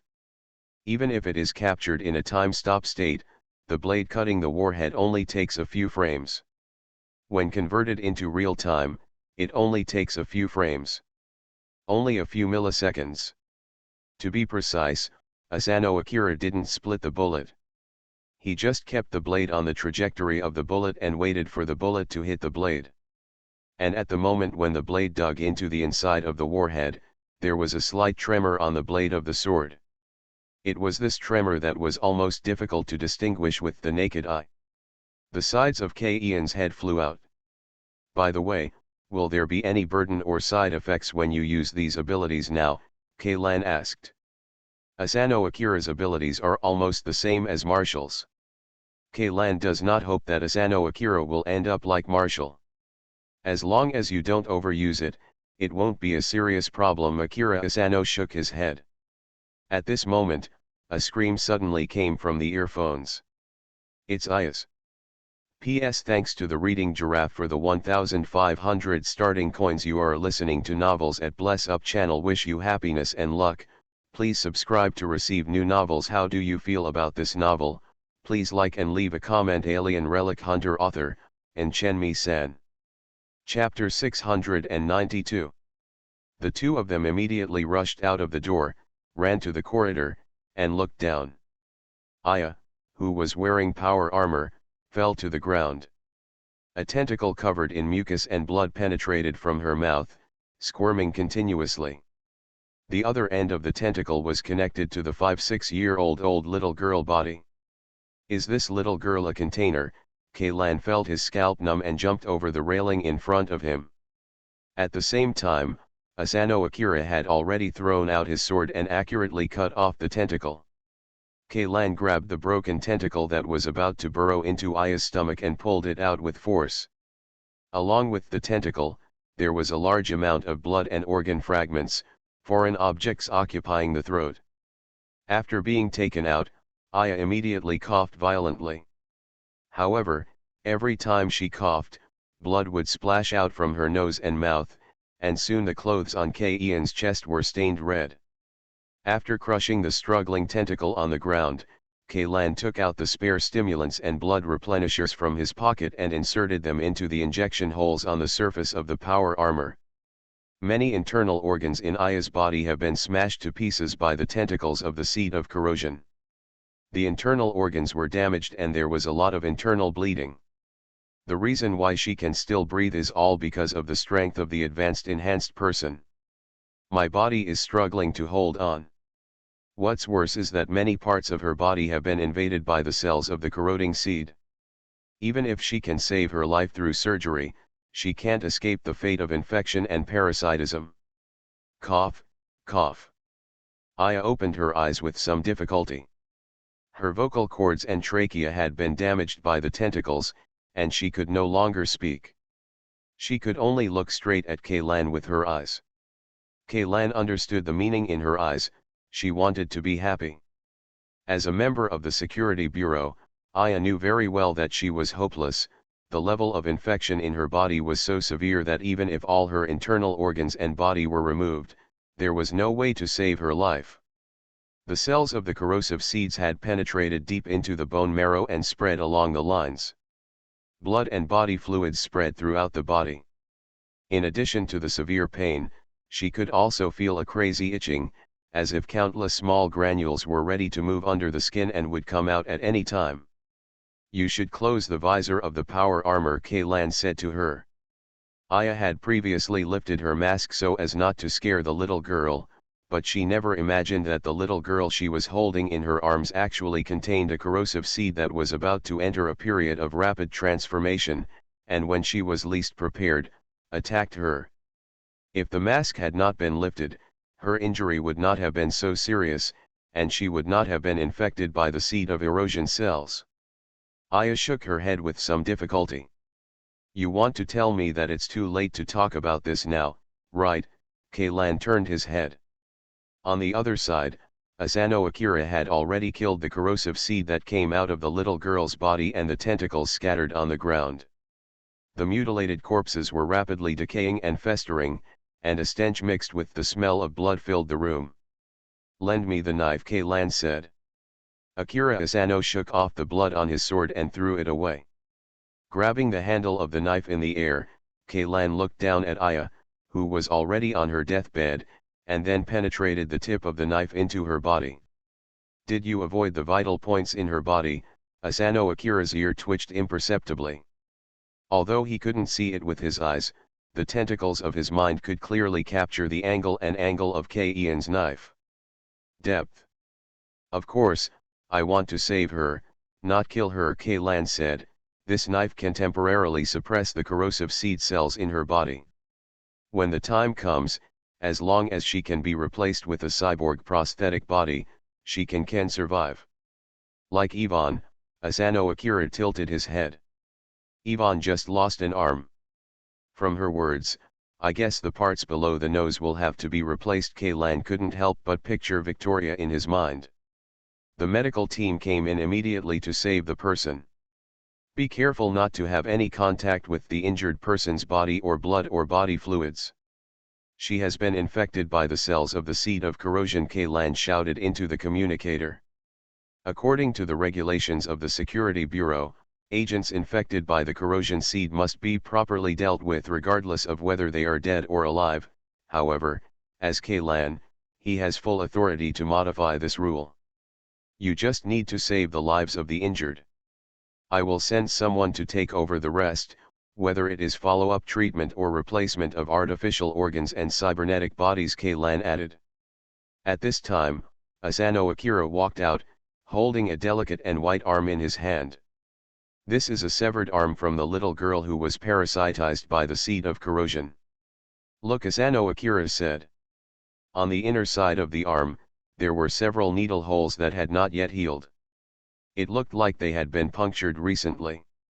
When the security agency surrounded the Williams mansion, the little girl was injected with a high concentration of corrosion seed cells, and she was injected with more than one injection. If K-Lan hadn't seen the photo, he would have doubted whether this girl was Roger Williams' biological daughter. Tiger poison doesn't even eat its seeds, and this group of people felt that using the word animal to describe K-Lan was an insult. A helicopter hovered over the manor, and 4 security agency agents wearing power armor specially designed for medics jumped out of the cabin and landed in the central courtyard. Aya, who still had Asano Akira's sword inserted into her body, was carried on a folding stretcher. 4 agents quickly connected the life support device on the back of the power armor, and at the same time injected Aya with a large dose of adrenaline. Remember, do not pull out this knife either during the rescue process or after the rescue, K-Lan said to the 4 agents. Be sure to keep the blade in direct contact with Minister Bria's body. The knife can suppress the erosion seed cells in her body and delay the infection process. Do you understand? The 4 agents nodded vigorously and carried the stretcher into the helicopter. Immediately afterwards, K-Lan and Asano Akira also jumped into the cabin. There should be no survivors in the Williams family's mansion, K-Lan said solemnly. Allow the military to use large mechas and heavy weapons to directly bulldoze the entire mansion. Yes. Security Service, Headquarters. Aya didn't know how many hours she had been in a coma. In a state of blurred consciousness, she vaguely remembered that she was first penetrated by K-Lan with a knife, and then was carried onto the plane by her colleagues. They injected herself with a lot of medicine. Then there was a long operation, and then, it seemed that my body was put into the medical cabin. Will the cells of the seed of corrosion contaminate the LCL liquid in the medical cabin? Are they planning to save themselves? But, this level of infection is irreversible, right? She felt as if she was falling deeply into the abyss, and everything she could see was darkness, but at this moment, fresh air was suddenly pumped into her lungs, and a strong current flowed along her limbs. Come on. Aya couldn't help but moan, but at the same time, she heard human voices coming from very close. Successful. The new prosthetic body was successfully activated. All indicators are perfect, and the fit is almost 100%. The assimilation of those invading cells has also been inhibited. The ore fragments provided to us by that actually have such a miraculous effect. Check again. Oh, she seems to be awake. Aya tried to open her eyes and found that she was lying on a sterile operating bed covered with a laminar flow hood. Next to the bed stood a row of equipment that she couldn't name, as well as countless tubes and cables.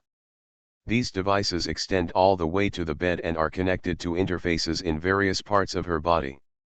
Brain waves, heart rate, and blood pressure are all normal, a person standing in front of the testing equipment said. Another person wearing sterile clothes came closer, took out a pen-like medical flashlight from his pocket, and pointed it at Aya's eyes swayed. After discovering that the focus of Aya's sight would consciously follow the light source, he lowered his upper body with some excitement and asked softly, "Can you hear my voice? If so, blink your eyes." Aya blinked.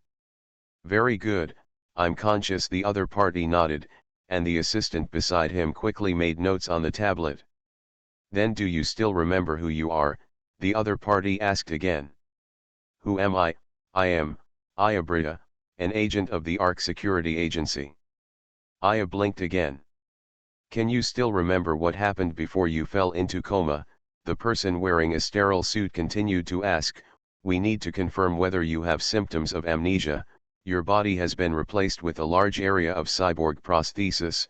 There are more than 100,000 lines connected to the spinal nerves and cerebral cortex alone, which may have a certain impact on your brain. Don't be anxious, think about it slowly. It doesn't matter if you can't remember it. Don't be anxious," he said in a gentle tone, "it's all over. You are safe now and have plenty of time. You can think about it slowly. What happened before the coma?" Aya's body couldn't help but tremble violently. She clearly remembered that the temperature of the little girl she was holding in her arms suddenly rose sharply, and then, a tentacle broke out from her chest and attacked herself. Face. It was impossible to dodge this kind of almost zero-range attack. He only had time to let out a broken cry, and the tentacle penetrated along his mouth and into his throat. Later, Kaylan appeared. He pulled out the tentacle, but it was already too late. She wanted to ask him to kill her, but she couldn't make a sound and could only convey the message with her eyes.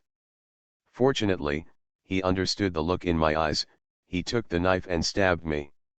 Am I not dead? Aya was stunned for a moment. Have I been rescued? However, the tentacle that invaded his body had already reached his stomach, and his internal organs were severely damaged. Under this situation, the cells of the erosion seeds had already flowed throughout the body along the blood. Logically speaking, it was impossible. Block the infected? Could it be, could he have become a container for the seeds of erosion? This thought immediately made Aya a little desperate. She struggled reluctantly and tried to sit up. She's very excited. She's on the verge of losing control. The man in sterile clothing suddenly became nervous and held down Aya's limbs. Give her 20 units of sedatives. At the same time, assist use a restraint device. If necessary, you can cut off the energy supply of the cyborg prosthetic body.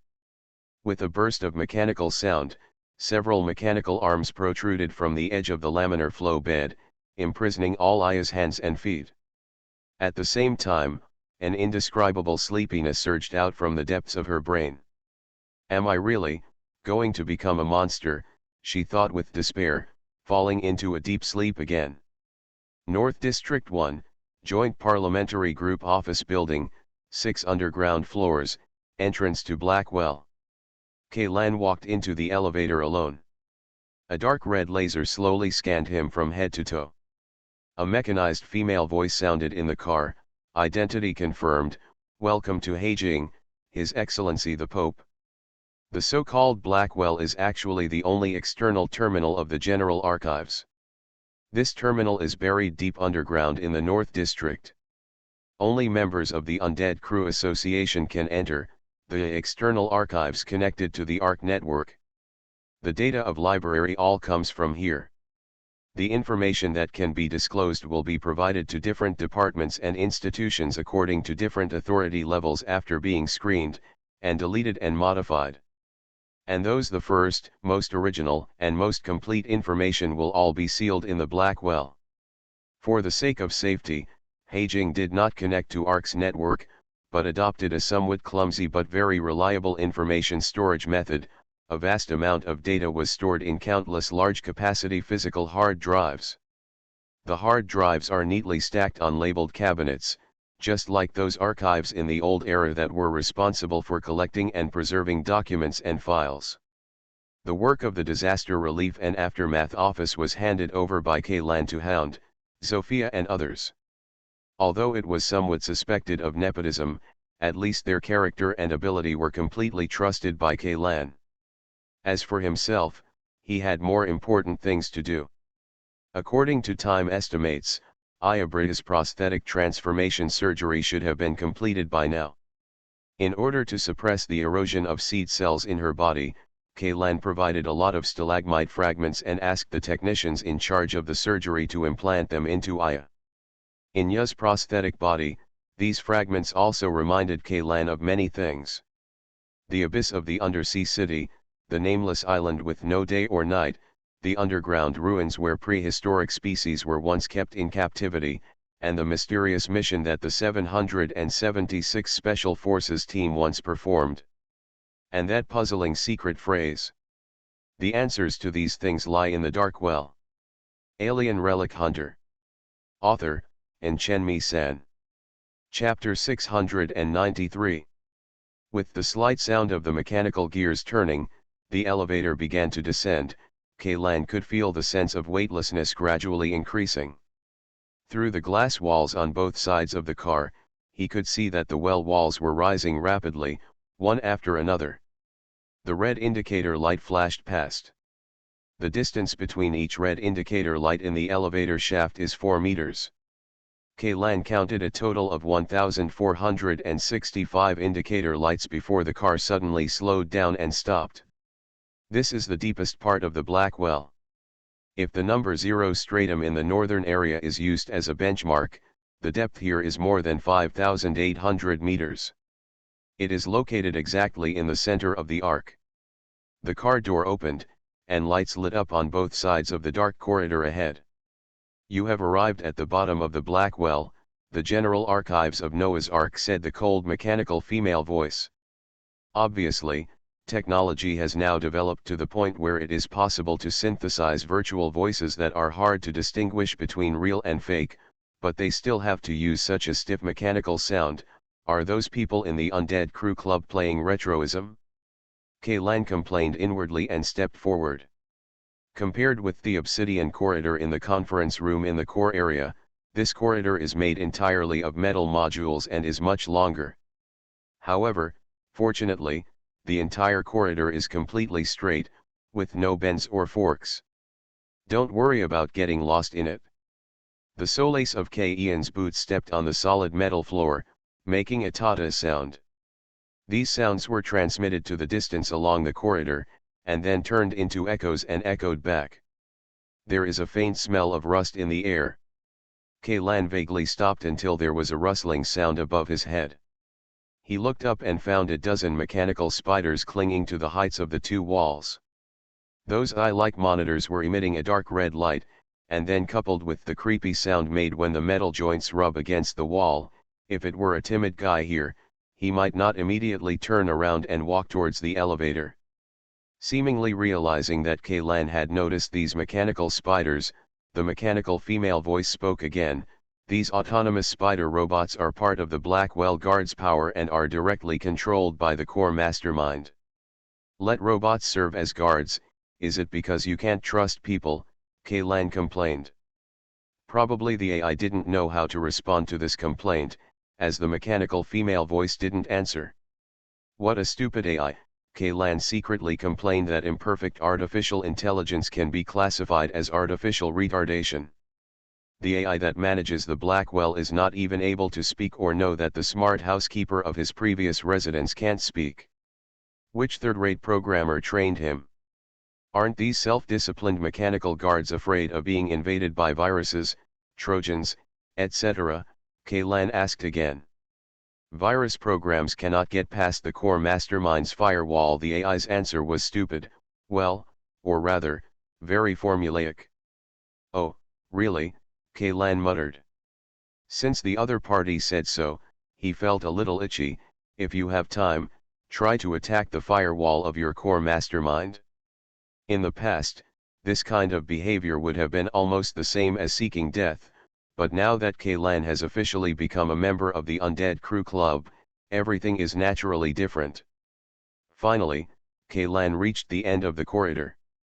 A circular airtight door with a diameter of more than 30 meters. There are no handles, lock holes or password keys on the door. There are only dozens of grooves 1 palm deep, Kaylan started. I thought these grooves were modeled after the places used to place energy crystals in the Alpha ruins, but in comparison, these grooves were much larger. If they were to be filled, even the lowest level first level crystals would be used. It would cost several $100s to fill the groove. What's more, there are a total of 60 such grooves on the circular airtight door. This is just a door, not a battleship engine. If opening the door requires such a large amount of energy crystals, Kaylan will only think that it is designed.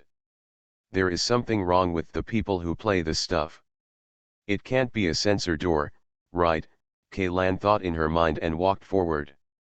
The airtight door did not open directly.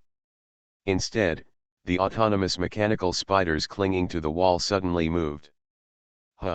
Kaylan discovered that these mechanical spiders crawling toward the airtight door were not exactly the same as the ones he saw along the way. There were several golden fingers closely arranged on their metal joints. Of course, the golden finger here does not refer to the cheap plugins used by many protagonists in online novels, nor does it refer to the cute gun-holding gesture that is easy to misfire, but the common name for the gold-plated conductive contacts exposed at the interface of plug-in electronic devices. Kaylan had vaguely guessed how to open the circular airtight door. Just as he expected, these 60 mechanical spiders corresponded to the 60 grooves on the door.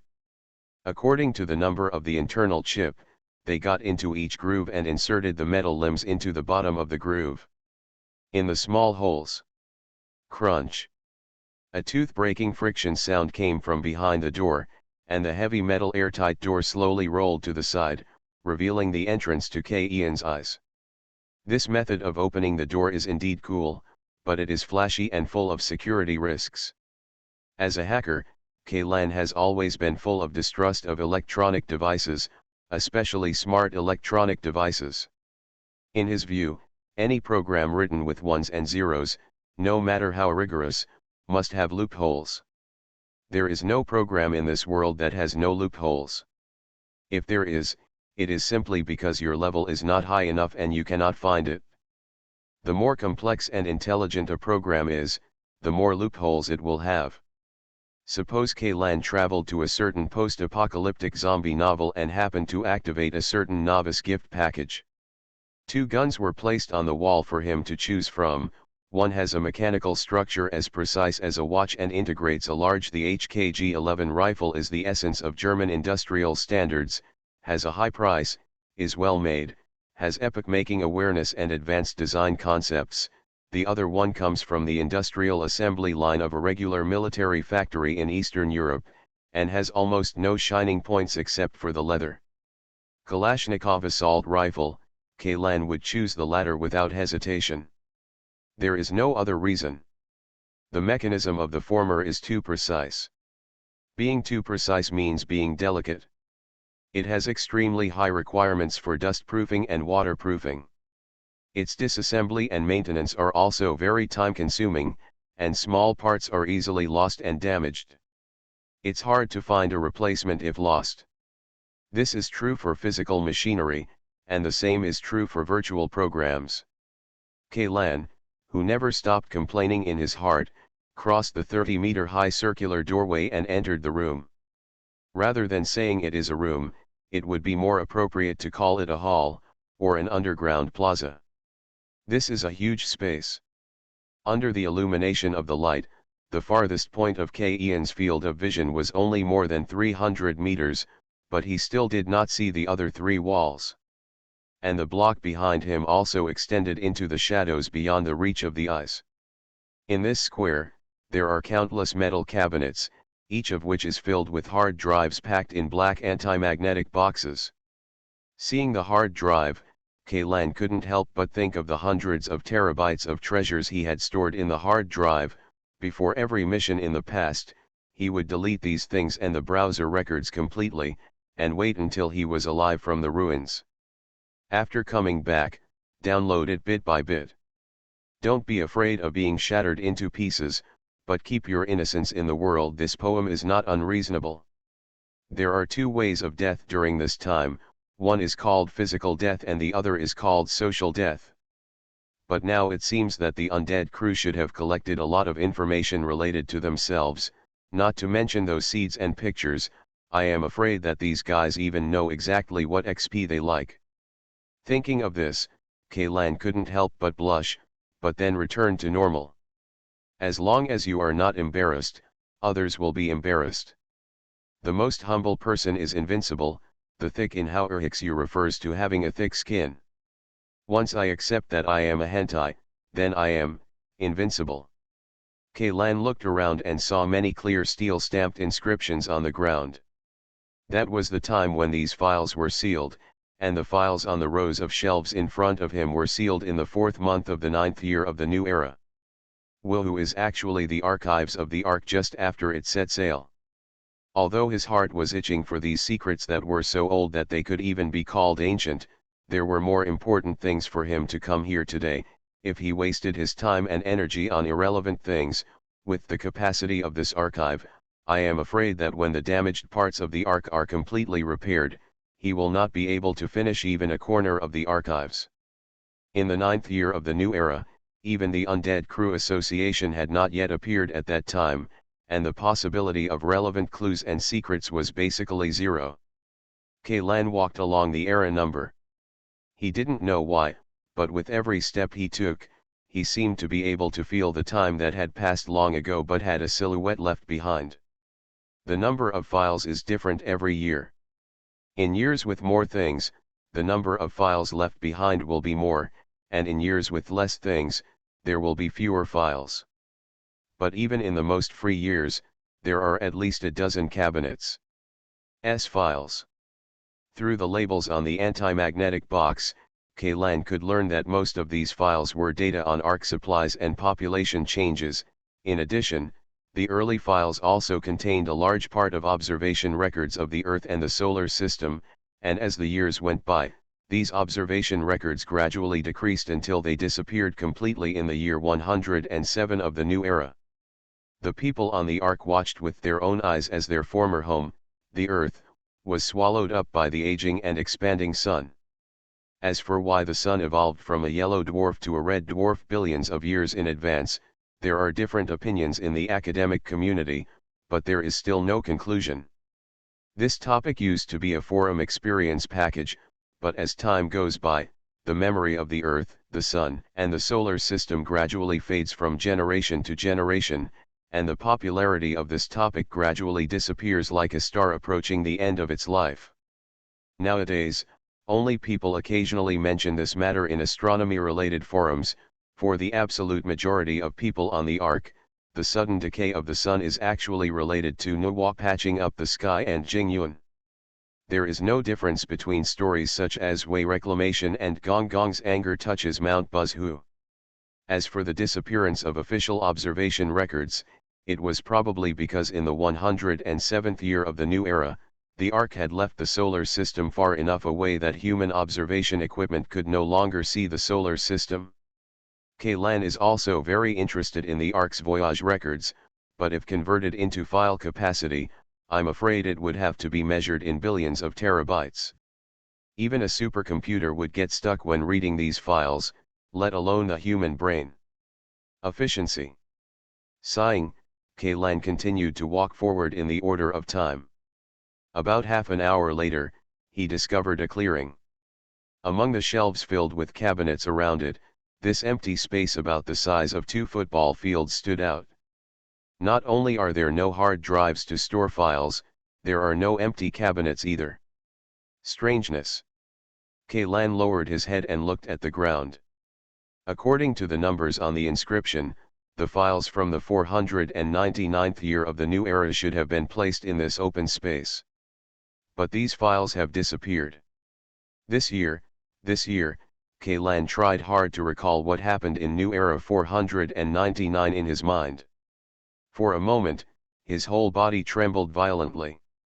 The 499th year of the new era is a year worthy of being recorded in history for Ark and mankind.